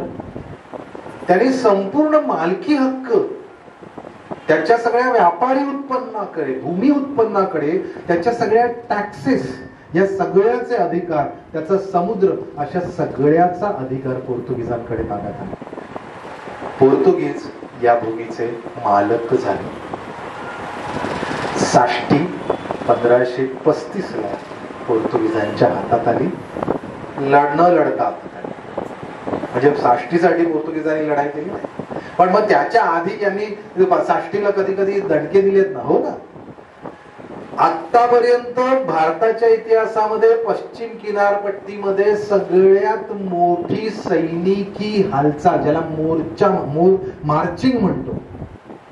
आपल्याला माहिती आहे की कर्फ्यू वगैरे लागतात त्यावेळेला सगळे पोलीस वगैरे किंवा लष्कर वगैरे असं चालत जातं शहरात, त्याला मार्चिंग म्हणतात. तो दबदबा निर्माण करण्यासाठीचा प्रकार असतो कुठल्याही सैन्याचा. साष्टीच्या इतिहासामध्ये असा पहिला दबदबा असतो, पहिलं सी मार्च, लष्करी मार्च हा पोर्तुगीजांचा आहे. आणि तुम्हाला मी संख्या सांगितली तर तुम्हाला कौतुक वाटेल, त्यावेळेला 30,000 एवढे नाविक सैनिक लोक घेऊन पोर्तुगीजांनी साष्टीच्या बॉम्बे हार्बर मधून वांद्रा खाडीतनं एवढा मोठा प्रवास केला. आणि याच्याने काय दहशत निर्माण झाली असेल त्यावेळेला साष्टीच्या प्रदेशात, याचा लक्षात घ्या. काही वेळेला ज्या वेळेला तुम्ही घाबरता त्यावेळेला मन चिंती ते वैरी न चिंती. त्यावेळेला जर भीती वाटली की हे उद्या इकडे आले तर, तसंच घडलं. साष्टीमध्ये आले आणि वसईपासून साष्टीपासून सगळा मुलूक हा पोर्तुगीजांच्या ताब्यात गेला. आता एवढी प्राचीन साष्टी, पण त्या साष्टी बेटांच्या वरती आपलं काहीतरी प्रभुत्व करून इथे काहीतरी मोठं कॅपिटल करावं वगैरे असं नाही त्यांना वाटलं. त्यांनाही लक्ष वेधलं ते म्हणजे वसईवरती लक्ष केंद्रित केलं. आणि पहिल्यांदा वस्यपूर, प्राचीन नाव वसई, हे जागतिक, मुद्दा म्हणून मी सांगतो भारतीय नाही, जागतिक व्यापार पेठेतलं एक मोठं केंद्रस्थान. वसईला जागतिक व्यापाराचं केंद्रस्थान बनवण्याचं संपूर्ण श्रेय हे पोर्तुगीजांनी ती राजधानी बनवलेली त्यांच्या या मुलकातली. तर त्यांनी त्याला आपण त्यांचा जो नॉर्थ प्रोव्हिन्स होतं जे पोर्तुगीजांचं, त्याचं केंद्रस्थान, त्याचं कॅपिटल त्यांनी निर्माण केलं. आणि वसईने स्वतःच्या अशा अंगीभूत गुणांनी हे व्यापारी स्थान मोठं झालं. आता काय काय झालं वसईमध्ये? तर वसईला गुजरातच्या सुलतानाने खाडीच्या तोंडाशी किनाऱ्यावरती एक छोटा किल्ला बांधला होता. तो किल्ला हा पुढे जाऊन मोठा करण्याचं काम सगळ्यात पहिल्यांदा पोर्तुगीजांनी केलं. आता तो किती मोठा किल्ला, तुम्ही वसईच्या किल्ल्याला जा, आत्ता भेटा, आणि ती भेट घेतल्यानंतर तुमच्या लक्षात येईल की केवढा मोठा किल्ला आहे, त्याची भिंत केवढी मोठी आहे. आता ती मोठी एवढी भिंत जी आहे ती का झाली? तर पोर्तुगीजांनी एक वेगळी अशी शासकीय प्रणाली लावली आणि त्याचं म्हणजे फिडाल्गो, सरंजामशाही. त्याने काय केलं, पोर्तुगाल मधल्या अनेक श्रीमंत माणसांना सांगितलं की या, आम्ही तुम्हाला इस्टेट देतो. इथे जमिनी अधिग्रहणाची पद्धत बदलली पोर्तुगीजांनी. ऍडमिनिस्ट्रेशन कसं बदलत गेलं बघा. तर फिडाल्गो आले म्हणजे इस्टेट झाल्या. आता आपण म्हणतो ना की आपण मुंबईमध्ये सुद्धा अनेक प्रकारच्या इस्टेट असं बघतो. ही इस्टेट कॉन्सेप्ट कोणी आणली? पोर्तुगीज. या इस्टेट आल्या आणि मग त्या इस्टेटच्या मध्ये ज्या लोकांच्या जमिनी होत्या, जे ऍग्रिकल्चरिस्ट होते, जे जमीनदार होते, जे ज्यांच्या शेती होत्या, खोती होत्या, या सगळ्या आधीपासून होत्या, ते सगळ्यांना या लोकांच्या खाली आले. ती सगळी जमीन यांच्या मालकीची झाली आणि त्याच्यासाठी त्यांनी भाडं आकारलं, लीज आकारली आणि त्या लीजचं एक वेगळं उत्पन्न केलं. मात्र हे सगळे मालक हे झाडून पोर्तुगाल मधले होते श्रीमंत. तर आता त्यांच्या इकडे इस्टेट आले वसईमध्ये. मग इथे मूळचं जे काही होतं ते म्हणजे भाताची शेती होती, लाकूड मोठ्या प्रमाणात होतं, त्यामुळे वखारी होत्या, मोठ्या प्रमाणात लाकूड, टिंबर. आणि एवढ्या मोठ्या प्रमाणात लाकडाचं काय करायचं, तर तो व्यापार हा ताब्यात घेतला.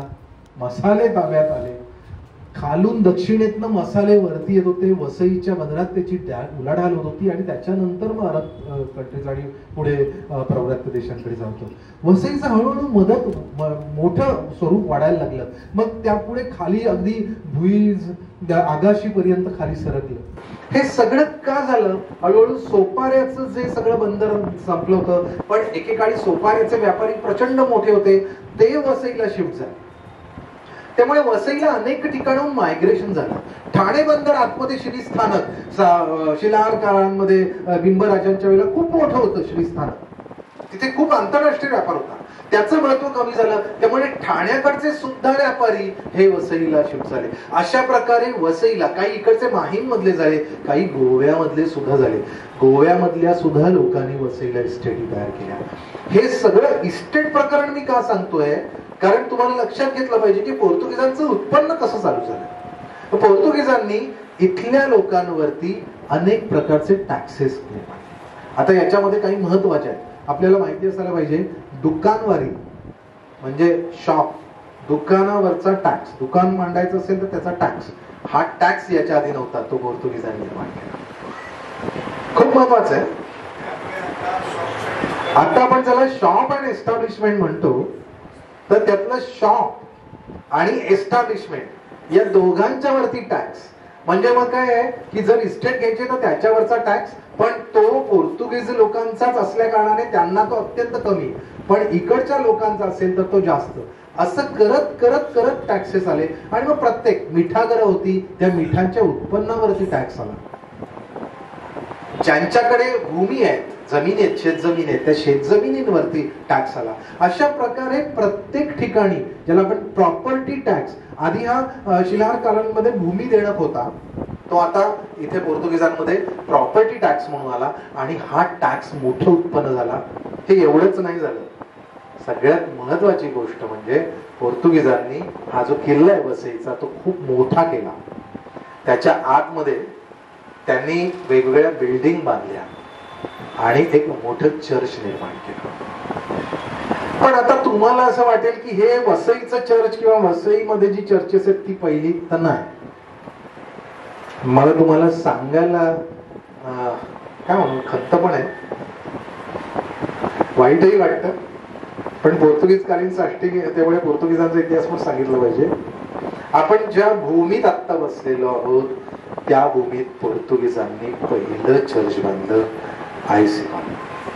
तुम्ही आता मंडपेश्वरला बघा असाल तर या मंडपेश्वरच्या बरोबर वरती, आता तुम्ही मंडपेश्वरला तुम्ही बघितला मुद्दामून जा, कारण काय आहे आपल्याला ज्यावेळेला आत्ता एखादी गोष्ट दिसते त्यावेळेला मधल्या 1000 वर्षांमध्ये त्याच्यात काय काय बदल झालेले ते पण आपण शोधायचे असतात.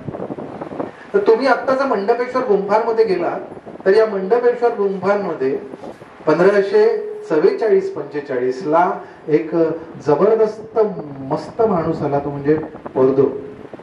आणि त्याने काय केलं, त्याने या मंडपेश्वरच्या हिंदू साधू होता, शैव होता, त्याला पहिल्यांदा ख्रिश्चन केला, मारून मोटकून ख्रिश्चन केला. आणि त्याला ख्रिश्चन केला, त्याला काय केलं, हे अख्खं मंडपेश्वर मोठं गाव होतं.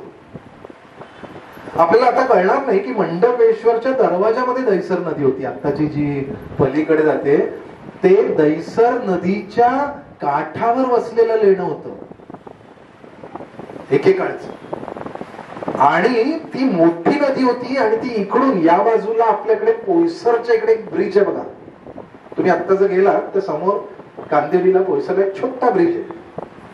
हा ब्रिज हा पोर्तुगीज कालीन आहे, पोर्तुगीजांनी, आणि हे खूप मोठं लक्षण आहे. आज मी तुम्हाला मुद्दामून नंतर मार्गावर येणार आहे की वांद्र्यापासून ते घोडबंदर पर्यंत जाण्याचा जो महत्वाचा रस्ता होता पोर्तुगीजांनी बांधला, त्याच्यात एकच ब्रिज होता आणि तो ब्रिज पोईसर खायचा. तिकडे पण एक चर्च आहे. आता मी तुम्हाला जर सांगायचं, मी अख्खी यादी आणली होती, मी ती वाचायलाच हवी मला, कारण तुम्हाला हे माहिती असलं पाहिजे. का मी वाचतोय याचं कारण सांगतो तुम्हाला. आपण साष्टीमध्ये आहोत, आपण मुंबई उपनगरामध्ये वावरतो, पण या मुंबई उपनगरामध्ये जी चर्चेस आहेत त्या चर्चेस मध्ये इतकी, आता जवळजवळ मला वाटतं एक 250-300 तरी चर्चेस या मुंबईमध्ये असतील. ही सगळी चर्चेस पोर्तुगीजांशी संबंधित नाही, काही पोर्तुगीजांची जी आहेत ती पण नंतर केली. आता पोर्तुगीजांच्या या चर्चेस मध्ये पहिलं मी तुम्हाला म्हटलं 1547 निर्माण झालेलं चर्च, ते म्हणजे our lady of the immaculate conception, हे IC हे जे चर्च आहे. आता तुम्ही जर मंडपेश्वरला वरती जरा जा, लेण्यांच्या वरती असं बाजूने पायऱ्या वरती जा आणि वरती तुम्हाला या भिंती दिसतील चर्चच्या, मूळ चर्चच्या. आत्ताचं जे मागे चर्च आहे सेंट फ्रान्सिसचं ते नका बघू, ते नंतरच आहे. या तुटलेल्या भिंती आहेत बघा, आणि त्या सगळ्या भिंती ज्या आहेत ते चर्च होतं की कळायला. प्रचंड मोठं चर्च होतं, मोठं कॉलेज होतं पोर्तुगीजांचं, ख्रिस्ती मिशनरींचं. आणि या सगळ्या मोठ्या प्रचंड मोठ्या अशा चर्चला, जे पहिलं भव्य चर्च जिथून त्यांनी साष्टी प्रांतामध्ये या सगळ्या ठिकाणचा ख्रिश्चन प्रसार आरंभला, हे मोठं चर्च या इथे मंडपेश्वराच्या डोक्यावर होतं. आणि ते मंडपेश्वर मंदिर मात्र त्यासाठी त्यांनी भग्न केलं, त्यांनी ते तोडलं. इतकं सुंदर शिल्पाने नटवलेलं, ज्याच्यामध्ये बौद्ध आणि शैव अशा दोन्हीही लेण्यांचा समुदाय होता, असं सुंदर असं संस्कृतीचं आपल्या जवळ असलेलं मंडपेश्वर लेणं हे त्यांनी तोडलं. त्याचा आता आपण जो मधला मंडप बघतो बघा सलग, त्याच्या बाजूला ज्या खाली एक गाभार आहे मध्ये, या बाजूला एक सभागृह, या बाजूला एक सभागृह, या सगळ्यांमध्ये त्यांनी भिंती बांधल्या. आता त्या नंतर पाडल्या गेल्या, पण सगळं प्लास्टर केलं, भिंती बांधल्या आणि तिथलं सगळं जे लेणं होतं ते सगळं अदृश्य केलं. त्याचे जे खांब होते सुंदर होते ते तोडून त्यांनी ते कॅथोलिक किंवा आपण म्हणूया की पाश्चिमात्य पद्धती सारखे म्हणून त्यांनी ते करून ते केले. हा सगळा बदल त्यांनी केला. एवढं एकमेव कारण की लोकांच्या मनातून त्या धर्माच्या जाणीवा सुद्धा नष्ट झाल्या पाहिजेत, आणि त्याच्यानंतर ख्रिश्चन धर्म तिकडे प्रसाराचं काम केलं. आता एका माझ्या म्हणजे मी माझं असं म्हणतो याचं कारण कालच महाशिवरात्र झालं आणि मंडपेश्वराचं दर्शन नाही झालं असं नाही झालं, तर त्याची आठवण नाही झाली असं नाही. त्या मंडपेश्वराच्या डोक्यावरती त्यांनी ख्रिश्चन धर्माचा प्रसार करणारं चर्च बांधलं, त्याचं कॉलेज बांधलं, लायब्ररी बांधली, सगळं केलं. हे सगळंच्या सगळं 1737-39 मध्ये चिमाजी अप्पाने उद्ध्वस्त केलं. आक्रमण करून ज्यावेळेला ताब्यात घेतली त्यावेळेला मंडपेश्वराचं म्हणजे त्याचा अपमानाचा सूड घेतला आणि त्यांनी ते सगळं तोडलं. आज तुम्हाला जसे खाली मंडपेश्वराचे भग्नावशेष बघितल्यानंतर हळहळ होते, तसं त्याच्यावरती एकेकाळच्या भव्य असलेल्या अशा IC कॉलनी चर्चचे सुद्धा अवशेष दिसतील, ते भग्नावस्थित आहे. इतिहास हा महत्वाचं एक वाक्य बोलतो, ते म्हणजे तो कधीही गुड बाय म्हणत नाही, तो म्हणतो सी यू अगेन. दुसरं चर्च होतं ते म्हणजे मोस्ट होली ट्रिनिटी पवई. मी तुम्हाला सांगितलं 1547 IC कॉलनी चर्च. दुसरं चर्च 1557 पवईचं चर्च. तुम्ही बघितलं आहे पवईचं खूप मोठं चर्च आहे, टेकडीवर आहे, समोर अगदी दिसतं मोठं. सेंट थॉमस गोरेगाव, तुम्ही रेल्वे स्टेशन मधनं जाताना पॅरलल आपण बघतो, ते 1560 साली. त्याच्यानंतर अवर लेडी ऑफ नाझरेथ भाईंदरचं चर्च जे आहे ते 1575-78. सेंट जॉन द एव्हेंजलिस्ट मरोळचं चर्च आहे, खूप माहिती आहे बऱ्याच लोकांना, खूप मोठं चर्च आहे, ते आहे 1579. होली क्रॉस कुर्ल्याचं चर्च आहे 1580. Saint John the Baptist Thane याचं चर्च आहे 1582 सालचं. मला तुम्हाला सांगायचं आहे की पोर्तुगीजांच्या एकूण धर्माचे 4 प्रसारक संस्था होत्या: फ्रान्सिकन, डॉमिनिकन, ऑगस्टिन आणि जेसुइट. या प्रत्येकाच्या कॉन्सेप्ट आणि प्रत्येकाच्या कार्यवाही वेगवेगळ्या होत्या. त्याच्यापैकी अत्यंत कर्मठ किंवा क्रूर असलेले जेसुईट, ज्यांनी गोव्यामध्ये प्रचंड मोठ्या प्रमाणे इन्क्विजिशन, मग आता इन्क्विजिशन वर नंतर थोड्या वेळाने येईल, पण डॉमिनिकन आणि अगस्टिन हे त्यातल्या त्यात मवाळ असे प्रकार होते, पण फ्रान्सिस्कन आणि जेसुईट हे अत्यंत क्रूर असे होते. हे मंडपेश्वराला ज्यांनी हे केलं ते फ्रान्सिस्कन हे होते. आणि आपल्याला माहिती असेल की सेंट फ्रान्सिस असं जे नाव येतं त्याच्यामध्ये सुद्धा येतं एक मोठं जे नाव आहे ज्याने इन्क्विजिशन हे कंपल्सरी केलं, असा एक पोर्तुगीज पाद्री आणि ज्याला वैश्विक असं स्थान मिळालेलं आहे. मला असं वाटतं की आपल्याकडे काही हिंदू सुद्धा श्रद्धेने जात असतील, ते म्हणजे सेंट झेवियर्स. आणि हा सेंट झेवियर आहे ज्याने पोर्तुगालच्या राजाला कंडिशन घातली की इन्क्विजिशन कंपल्सरी करा. खूप वाईट म्हणजे त्याचे पत्राचार जर बघितले सेंट झेवियर्स आणि याचे, तर आपल्याला खूप वाईट वाटतं, चीड येते. पण हिंदू म्हणून नाही तर एकंदरीतच माणसाने माणसावरती किती अत्याचार करावा याचे जे काही एक आपण म्हणूया उच्चतम अशा जे काही गोष्टी असतील त्या आपल्याला या सेंट झेवियर्स आणि पोर्तुगालच्या पत्राचारात कळतात. मी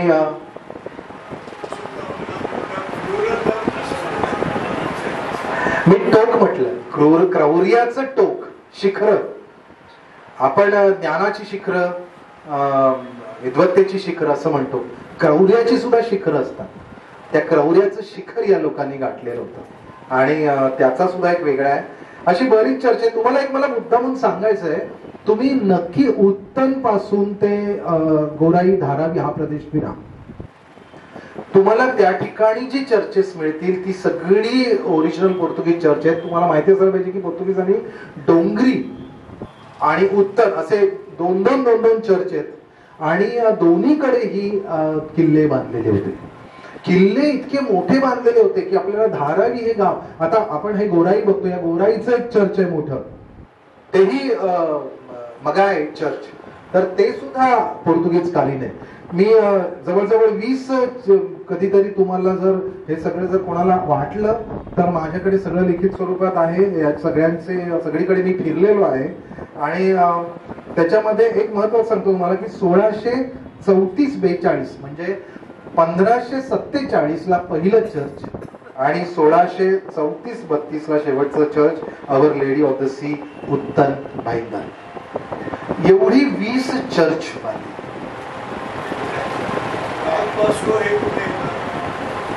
याच्यामध्ये डॉन बॉस्को हे पण चर्च आहे, आपल्याला माहिती आहे. मी सगळीच चर्च जी आहेत ही अँथनी पासून, ही अख्खी लिस्ट आहे. मला असं वाटतं मी इतिहास कट्ट्याच्या ग्रुपवरती मी शेअर करतो जेणेकरून तुम्हाला सगळ्यांना ही चर्चेस फिरता येते.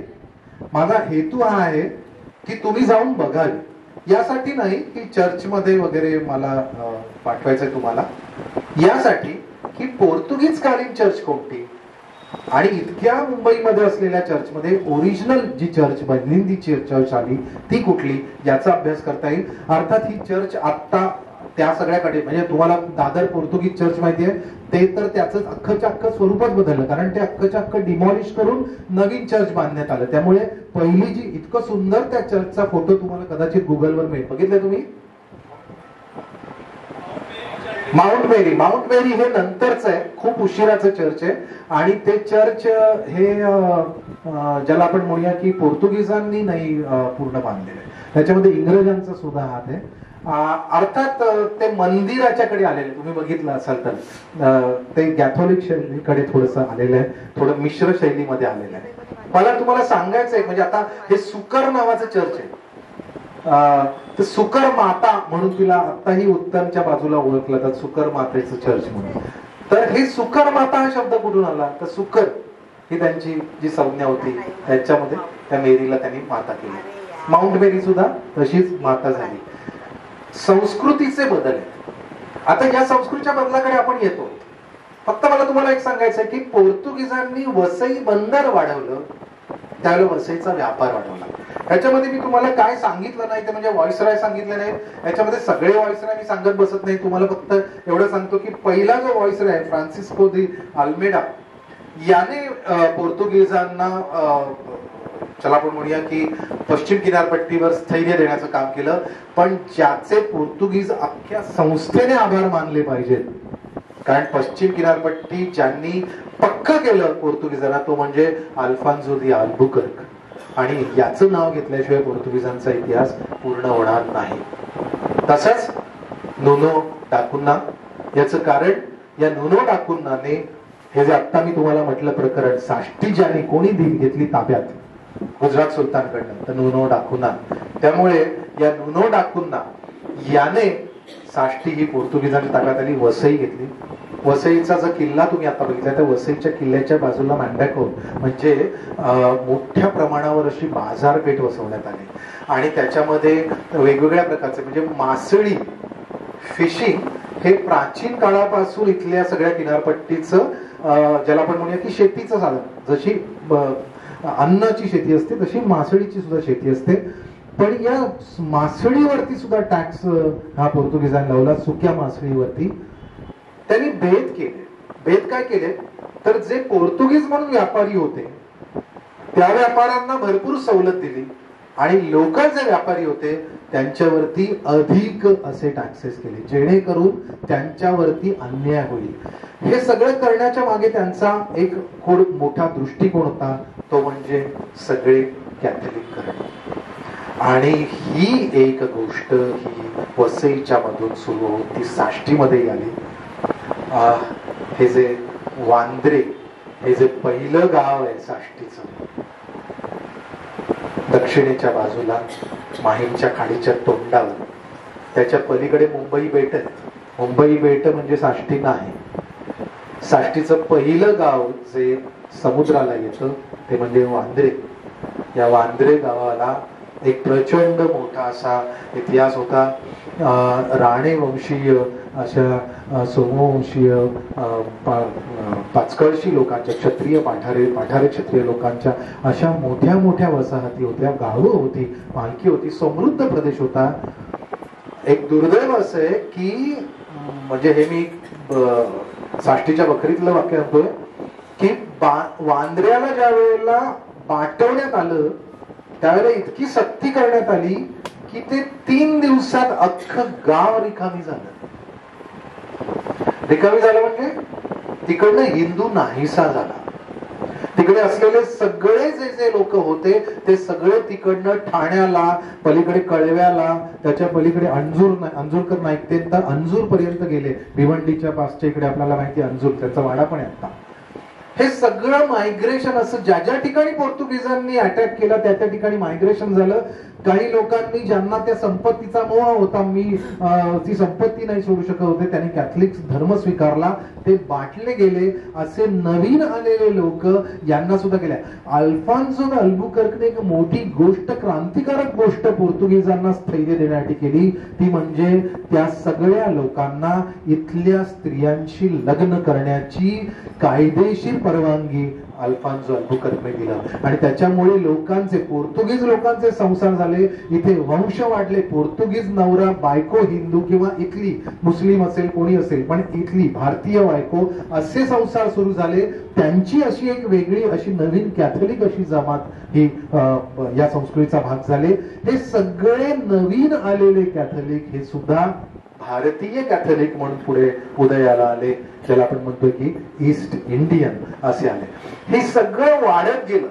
त्याच्यामध्ये धर्मच्छळ म्हणजे कुठल्या पद्धतीने होता, अर्थात मी उगाच असं सांगणार नाही. साष्टीच्या धर्मच्छळाबद्दलचे इन्क्विजिशन रेकॉर्ड हे आपल्याकडे उपलब्ध नाही. गोव्याचे पूर्ण आहेत आणि ते इतके वाईट आहेत की मी तुम्हाला कसं सांगू, चित्रांमध्ये मी इतकी घाणेरडी चित्र बघितलेली आहेत की काटा येतो. लहान लहान मुलं अर्भक, तर तुझं मूल जन्माला आलं की ती अशी आग पेटवायची आणि त्याच्यात ते मूल फेकायचं. होतच की नाही बोल ख्रिश्चन.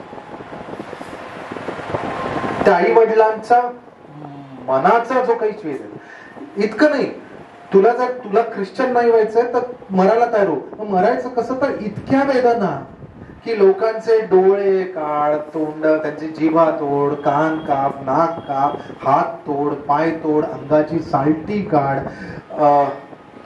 एक मोठ्या पहारेने खालपासून वरपर्यंत त्याला कापून काढा. हे सगळं मी तुम्हाला सांगताना मला वेदना होतोय, कारण पण या सगळ्याचे रेकॉर्ड उपलब्ध आहे.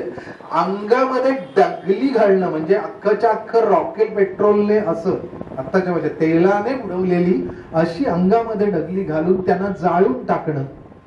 नवीन जर कुठलाही निपुत्रिक जर माणूस गेला तर त्याचा वारसाच काढून टाकणं आणि ती सगळी त्याची इस्टेट, संपत्ती, त्याचं घरदार, त्याची बायको, हे सगळंच्या सगळं, एखादा माणूस निपुत्री गेला तर त्याची सगळी इस्टेट, त्याची बायको, सगळंच्या सगळं ख्रिश्चन होऊन ती सगळीच्या सगळी सरकार जमा करणं, हे सगळं इतकं इन्क्विजिशन मध्ये होतं. हे इन्क्विजिशन सेंटर होतं. तुम्हाला माहिती असेल की मध्यंतरी ज्या वेळेला पोप ज्या वेळेला वसई आणि या ठिकाणी व्हिजिटला आले होते त्यावेळेला त्यांनी या इन्क्विजिशन बद्दल सुद्धा भाष्य केलं.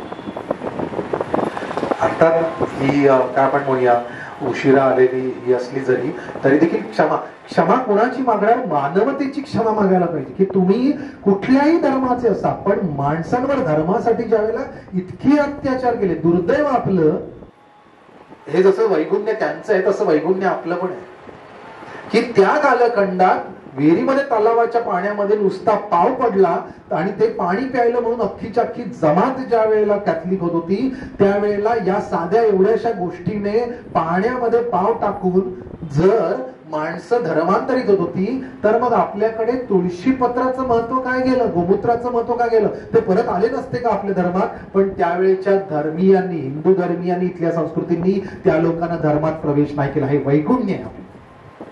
त्यावेळेच्या इतिहासातलं काय चांगलं आणि काय वाईट, आणि हे पुढे जाऊन शिवाजी महाराजांनी सुधारलेलं आहे. शिवाजी महाराज त्या कालखंडातला पहिला हिंदू राजा आहे ज्याने या धर्मातून बाहेर गेलेल्या लोकांना पुन्हा धर्मात आणण्यासाठी राजसत्तेचा वापर केला. आणि त्याच्यासाठी म्हणून सुद्धा छत्रपती शिवाजी महाराजांचं महाराष्ट्राच्या नाही तर भारताच्या इतिहासामध्ये नाव घेतलं पाहिजे. कारण हिंदू धर्मीयांनी, आणि ते त्यांनी दाखवून दिलं, त्याच्यानंतर अनेक लोकांनी घेतले, पण ही जी नवीन जी काही प्रणाली आहे ती घडणं गरजेचं होतं. ती इथल्या लोकांनी, आणि फक्त हिंदू नाही कन्वर्ट झाले, मुस्लिम कन्वर्ट झाले. मुस्लिमांची सुद्धा मशिदी तोडल्या गेल्या, हिंदूंची देवळं फुटली, लेणे फुटली, कितीतरी. म्हणजे जवळजवळ एका असं म्हणतात की पोर्तुगीजांनी कदंबांच्या गोव्यातली 300 मंदिरं उद्ध्वस्त केली. 300 मंदिर, आणि ती केवढी भव्य असतील, सुंदर असतील मंदिर. लोकांनी त्या सगळ्याच्या सगळ्या, बरं त्याच्यामध्ये किती मोठे मोठे कायदे केले की कोणीही मूर्ती पूजा करायची नाही. चुकून सुद्धा एवढासा सुद्धा तुकडा मूर्तीचा जर घरात सापडला तर अख्खच्या अख्खं घर पेटवून देत, माणसं आतमध्ये बंद करून. हे इन्क्विजिशन. धर्मछळाची किती उदाहरणं द्यायची. लोकांनी कुठल्याही प्रकारे लग्न करायचं तर लग्न करण्यासाठी विधी करायचे नाहीत अशा पद्धतीचे, कुठल्याही हिंदू संस्कृतीचे विधी गोव्यात चालणार नाहीत अशा प्रकारचे फतवा होत्या. पुन्हा मला राहत नाही, कारण शिवाजी महाराजांच्या बाबतीमध्ये असाच एक फतवा ज्यावेळेला शिवाजी महाराजांना कळला त्यावेळेला ते बाजूलाच होते फोंड्यामध्ये, आणि त्यावेळेला असा फतवा ज्यावेळेला व्हायसरायचा, गव्हर्नरचा कळला ज्यावेळेला त्यावेळेला त्यांनी 4 पाद्र्यांना पकडून आणलं फोंड्याला. त्यांना सांगितलं हिंदू होता की नाही, बोला. नाही, ठीक आहे, मग आता तुमचा जो न्याय तुम्ही गोव्यात लावता तोच मी लावतो. त्या सगळ्या 4च्या 4 पाद्र्यांची मुंडकी कापली शिवाजी महाराजांनी. तुम्ही केलं म्हणून मी करेन, मला करायचं नव्हतं, तुम्ही मला करायला भाग पाडलं कारण तुम्हाला हीच भाषा कळते म्हणून शिवाजी महाराजांनी ते 4ही लोकांना केली आणि त्या व्हाईसरायला पाठवला. दुसऱ्या दिवशी तो फतवा मागे घेतला गेला.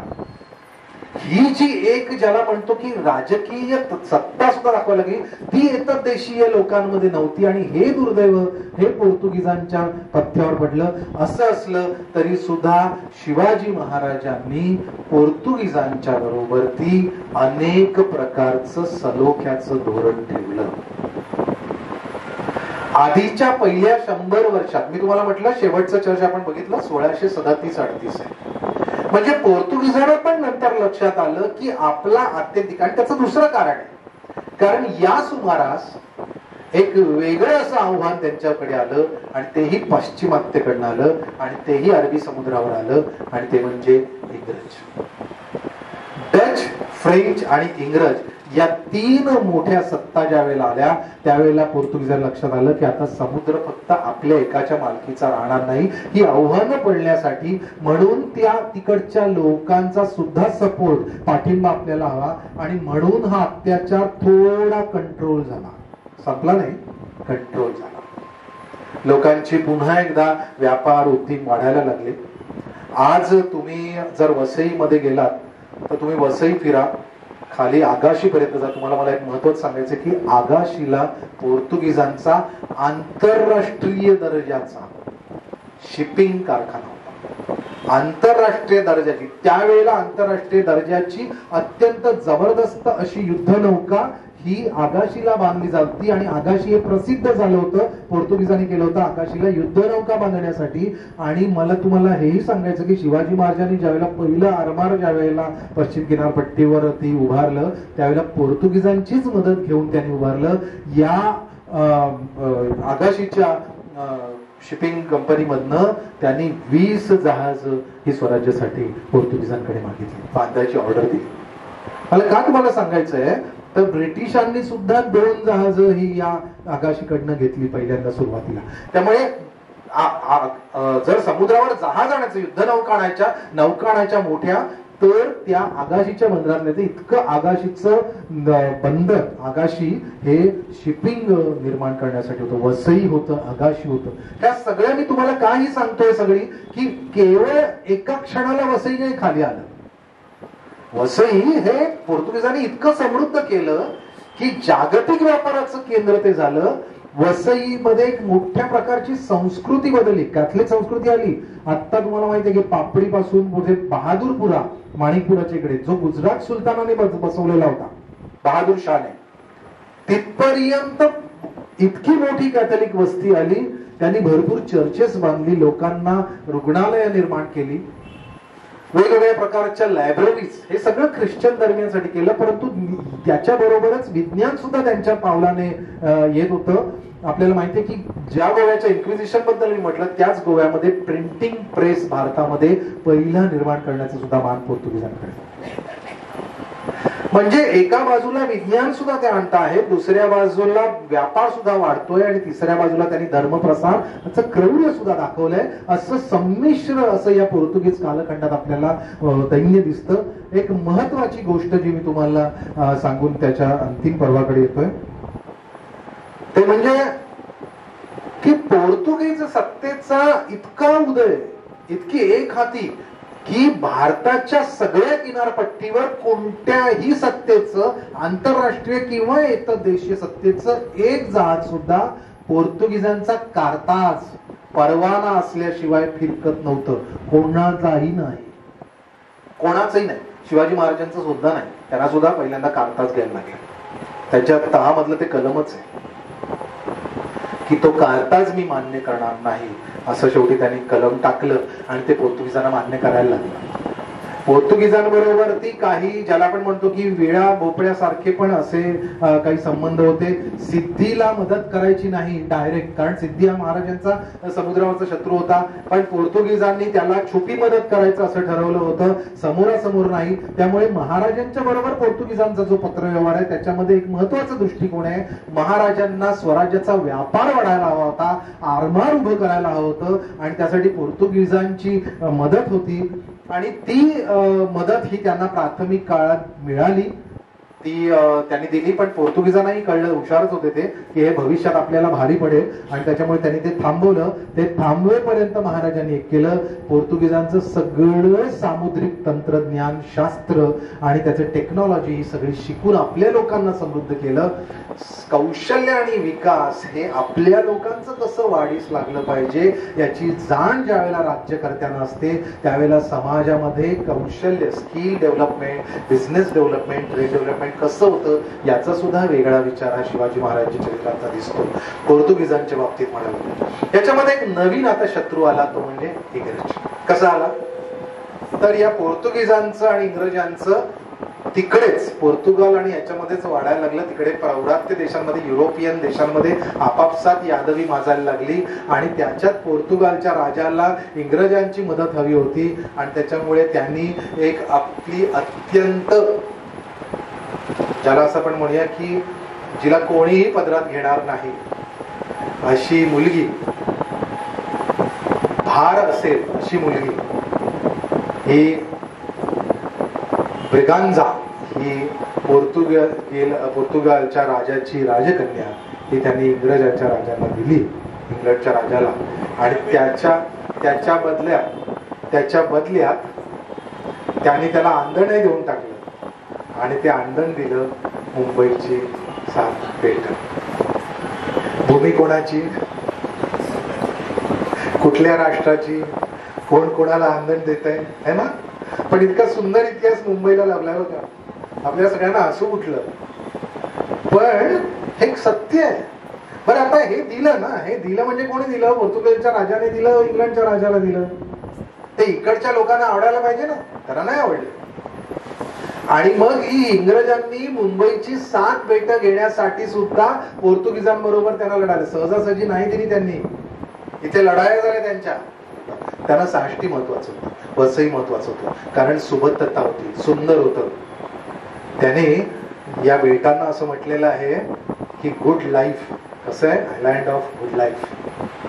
अशी बेट ज्याच्यावर समृद्ध सुंदर जीवन जगता येतं असं त्यांच्या रेकॉर्डमध्ये येतं. अशी बेट ही याच्यामध्ये बघायची होती, ही टाकलेली बेट.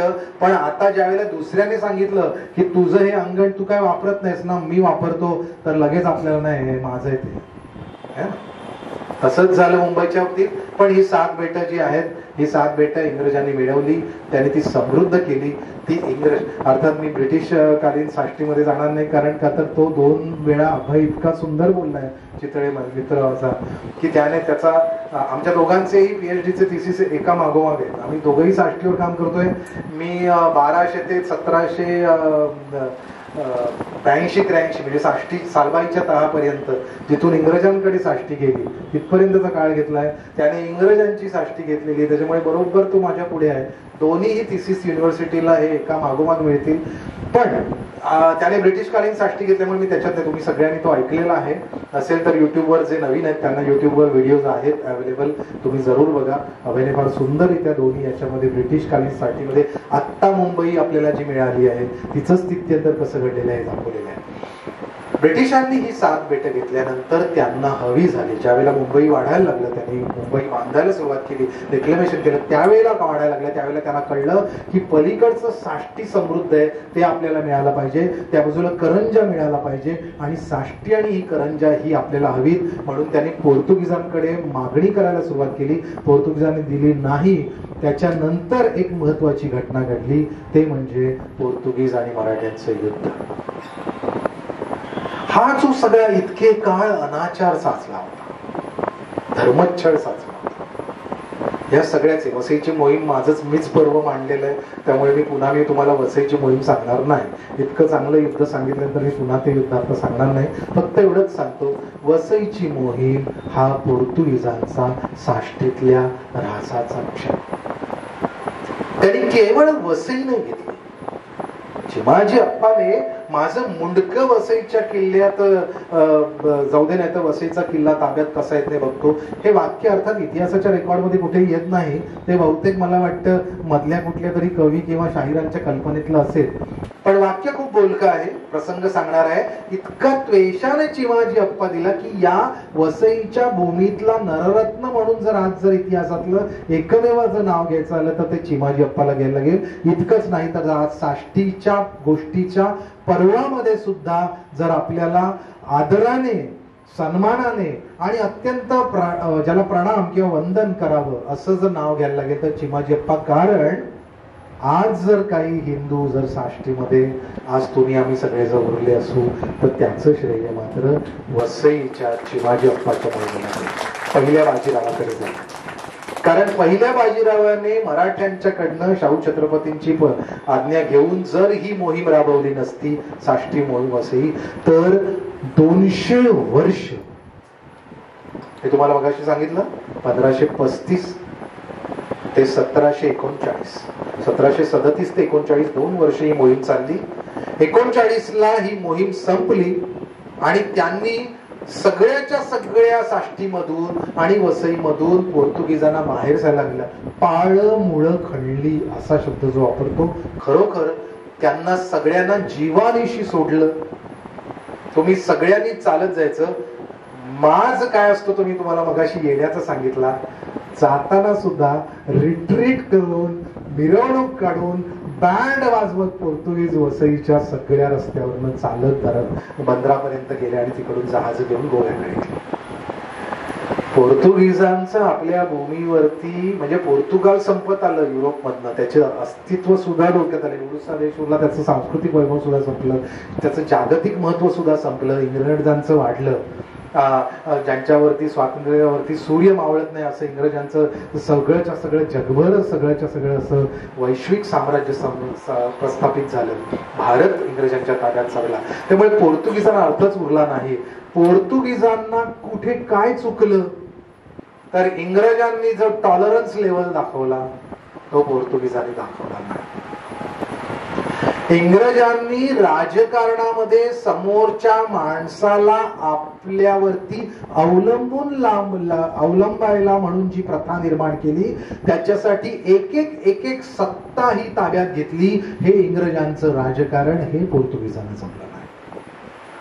इंग्रजांचं आपल्या मातृभूमीवर प्रेम असताना ज्या जागेवर आपण येतो तिकडे प्रेम करून त्या जागेतल्या लोकांच्या समृद्धीसाठी प्रयत्न करून त्यांना प्रसंगी मारा, फोडा आणि राज्य करा सगळ्या सामदाम दंडभेदांनी वापरून राजकारणातले जबरदस्त म्हणजे इतकं जबरदस्त की हा जो सालबाईच्या तहामध्ये ब्रिटिशांनी साष्टी घेतली तो तह वाचा. मराठ्यांनी युद्ध जिंकलं होतं. युद्ध कोणी जिंकलं होतं? साष्टीच्या वेळेला मराठ्यांनी जिंकलं होतं, पेशव्यांनी जिंकलं होतं. पण युद्धात जे गमावलं ते तहात मिळवलं. कोणावरनं आली म्हण? सालबाईची. युद्धात साष्टी आपली साष्टी इंग्रजांकडून गेली, मराठ्यांचीच होती ती. मराठ्यांनी उस्कावून लावलं, सगळ्या प्रांतांना उस्कावून लावलं, इंग्रजांना बेटात कोंडलं मुंबईच्या. खरं तर इंग्रज हरले, पण काय बुद्धिमान जमात बघा. डिप्लोमसी काय असते ते डिप्लोमसीचं उत्कृष्ट उदाहरण हा तह आहे. मुळात तो तह अभ्यास करा. कधीतरी सालबाईवरती सुद्धा आपण बोलू त्यावेळेच्या नंतरच्या कालखंडामध्ये, त्यावेळेला मी अधिक सुंदर सांगेन हे समजावून. पण एवढं सांगतो की साष्टी ही ब्रिटिशांना मराठ्यांच्या चुकांमुळे गेली. मराठ्यांनी सालबाईचा तह करताना साष्टी ब्रिटिशांना, साष्टी आणि कारंजा ब्रिटिशांना दिली. ब्रिटिशांना ती हवीच होती. का हवी होती मी तुम्हाला सांगितलं. तसंच पोर्तुगीजांकडनं वसई हवी होती. हा सगळा प्रदेश पोर्तुगीजांकडनं आणि मराठ्यांकडनं ब्रिटिशांनी घेतला, ते समृद्ध केला आणि एका मुंबईच्या 7 बेटांना जोडून मुंबई नगर बनवलं आणि पुढे साष्टी अख्खीच्या अख्खी पादाक्रांत करून वसईपर्यंत सगळ्याच्या सगळा प्रदेश मुंबईचं महानगर केलं. हा जो सगळा एवढा प्रदेश आहे, पोर्तुगीजांनी काल साष्टीमध्ये संस्कृती बदलली, भाषा बदलली. आपल्याला माहिती आहे मराठीमध्ये कितीतरी शब्द आज आपण सहज वापरतो ते पोर्तुगीज आहेत. आपल्या फळांचे शब्द आपल्या फळं माहित नाही आहेत की जी पोर्तुगीज आहे, भाज्या माहित नाहीत जी पोर्तुगीज आहे. आपण रोज जे करतो, रोज आपल्या गृहिणी स्वयंपाकघरात जे करतात किंवा मुंबई जे करताय त्या मुंबईचा सगळ्यात आवडतं जे फूड आहे ते म्हणजे वडा पाव, ज्याच्यामध्ये बटाटा आणि पाव या दोन्ही गोष्टी पोर्तुगीजांनी भारताला दिल्या. पोर्तुगीजांनी कितीतरी शब्द दिले. बटाटा दिला. मला वाटतं भारतात असा एकही प्रांत नाही की जिथे आता बटाटा खाल्ला जातो. उपासाला चालतो बरं का. आणि उपासाला चालणार महाशिवरात्र आमची, एकादशी आमची, पण चालतं काय? बटाटा. चालतं काय? साबुदाणा, जो पुन्हा पोर्तुगीजांनी दिला. साबुदाणा शब्द पोर्तुगीज आहे, बटाटा सुद्धा पोर्तुगीज शब्द आहे, पिंप पोर्तुगीज शब्द आहे, पादरी पोर्तुगीज शब्द आहे, अननस, पपया हे फळ आहेत, पेरू, ही सगळी शब्द पण त्यांचेच आहेत. नावासकट हापूस, हापूस हा शब्द त्यांचा आहे. पायरी शब्द त्यांचा आहे. म्हणजे आंब्याला ज्या जातीवाचक जे शब्द आहेत ते त्यांच्याकडून आलेले आहेत. पोर्तुगीजांचे भाषेवरती प्रचंड आपल्या म्हणजे एक जसं आपण म्हणूया की संस्कृती म्हणून काय चांगलं, धर्मच्छळाबद्दल मी इतकं द्वेषाने बोललो, काय चांगलं केलं, चांगले शब्द दिले पोर्तुगीजांनी, संस्कृतीमध्ये काय दिले.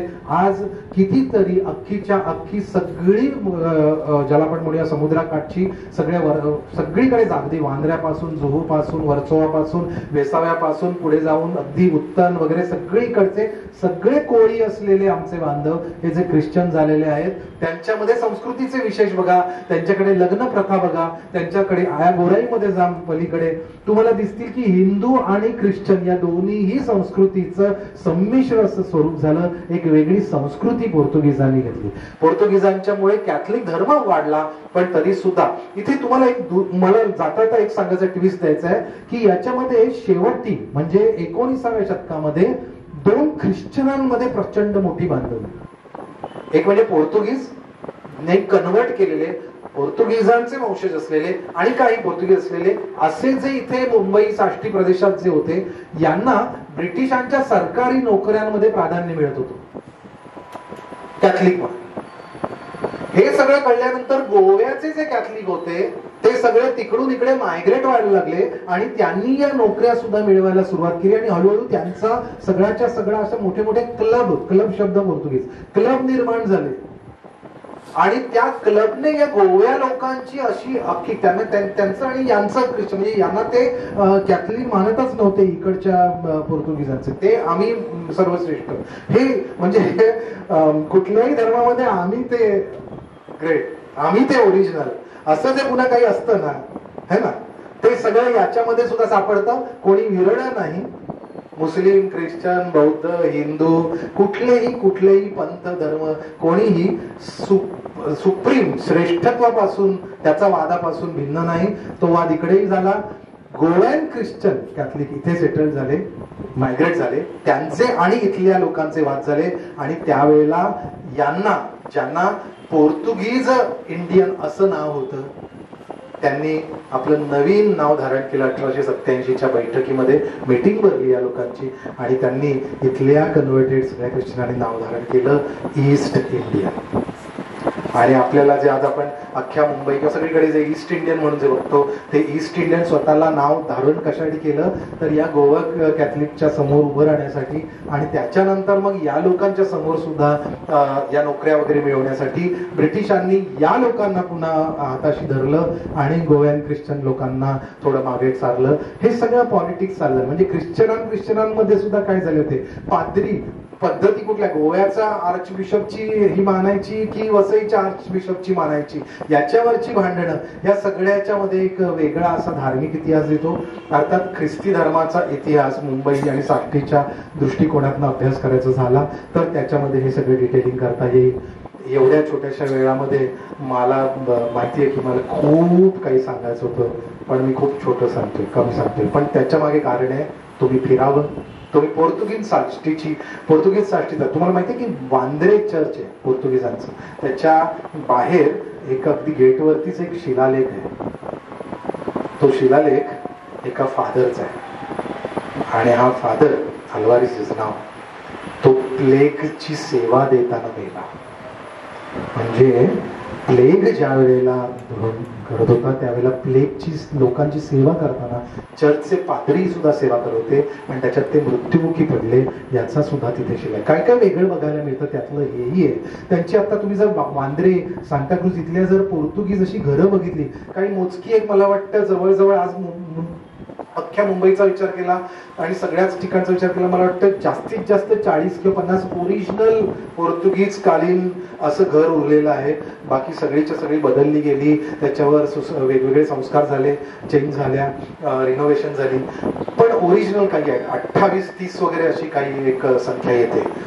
ही सगळी घरं तुम्ही बघायला पाहिजेत. मी तुम्हाला मुद्दामून सांगतो की उत्तम, डोंगरी, धारावी हा सगळा गोराई पासूनचा सगळा प्रदेश, गाड्या असतील तर खरंच जा, सगळ्या बाजूने चर्चेस बघा. तिकडे काका बाप्टिस्टा यांचं म्युझियम फार सुंदर आहे. काका बाप्टिस्टा हे टिळकांचे मित्र होते बरं का, आणि त्यांचं तिकडे चर्च त्यांचं काका बाप्टिस्टांचं म्युझियम आहे, त्यावेळेच्या त्या संस्कृतीची त्यांनी ठेवली आहे. काका बाप्टिस्टा हे स्वातंत्र्य सैनिक होते, त्यामुळे कितीतरी स्वातंत्र्य सैनिक हे सुद्धा इथले कॅथलिक होते आणि त्यांनी सुद्धा भारत देशाच्या स्वातंत्र्यासाठी तेवढीच हे केलेले. असे काही ख्रिश्चन जे इथे कन्व्हर्टेड होते, पण ज्यांचं देशावर प्रेम होतं, ज्यांचं भूमीवर प्रेम होतं, ते स्वातंत्र्य लढ्यामध्ये सुद्धा सहभागी झाले होते.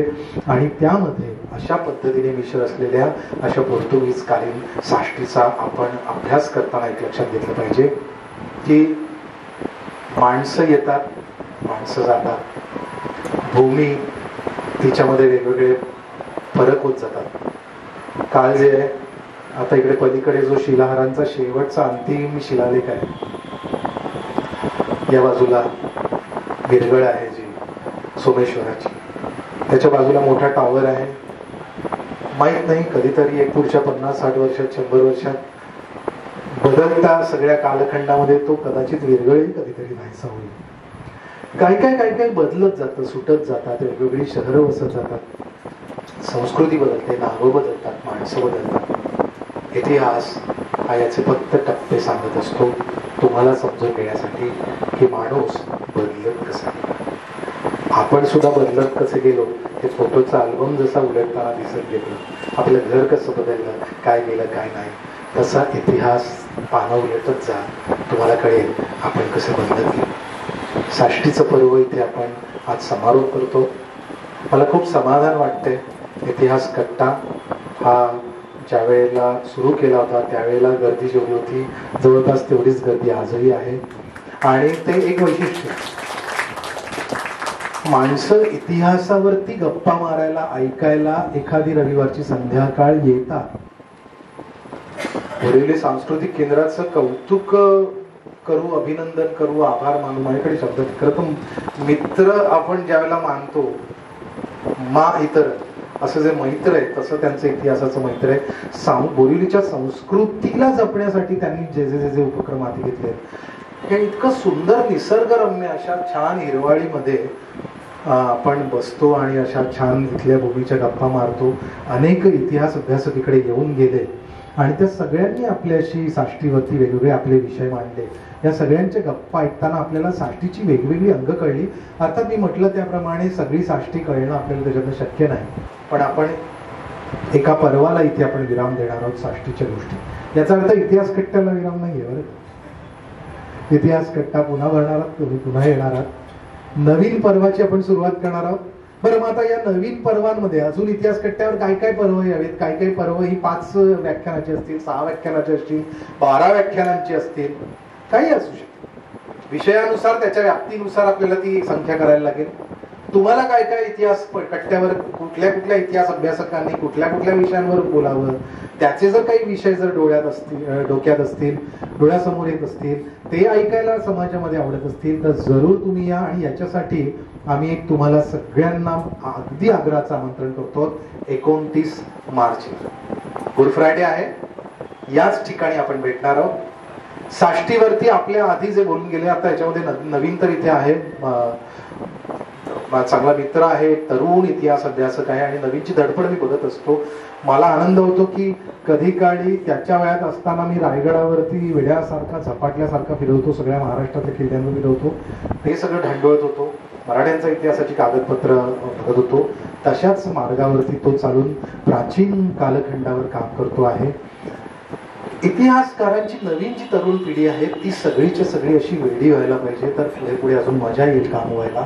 काही नवीन नवीन दृष्टिकोनात यायला पाहिजे. महत्वाचं म्हणजे सांस्कृतिक इतिहासात आपण कमी पडतो बरं का. राजकीय इतिहास आपल्याकडे बऱ्यापैकी काम झालंय, पण सांस्कृतिक इतिहासाचे टप्पे, सामाजिक इतिहासाचे टप्पे, हे नवीन एक मोठं असं पर्व आपल्याला सगळ्या संशोधकांना हाती घ्यायला लागेल. बरंच काम झालंय, होतं आहे, ते व्हायला हवं अजून.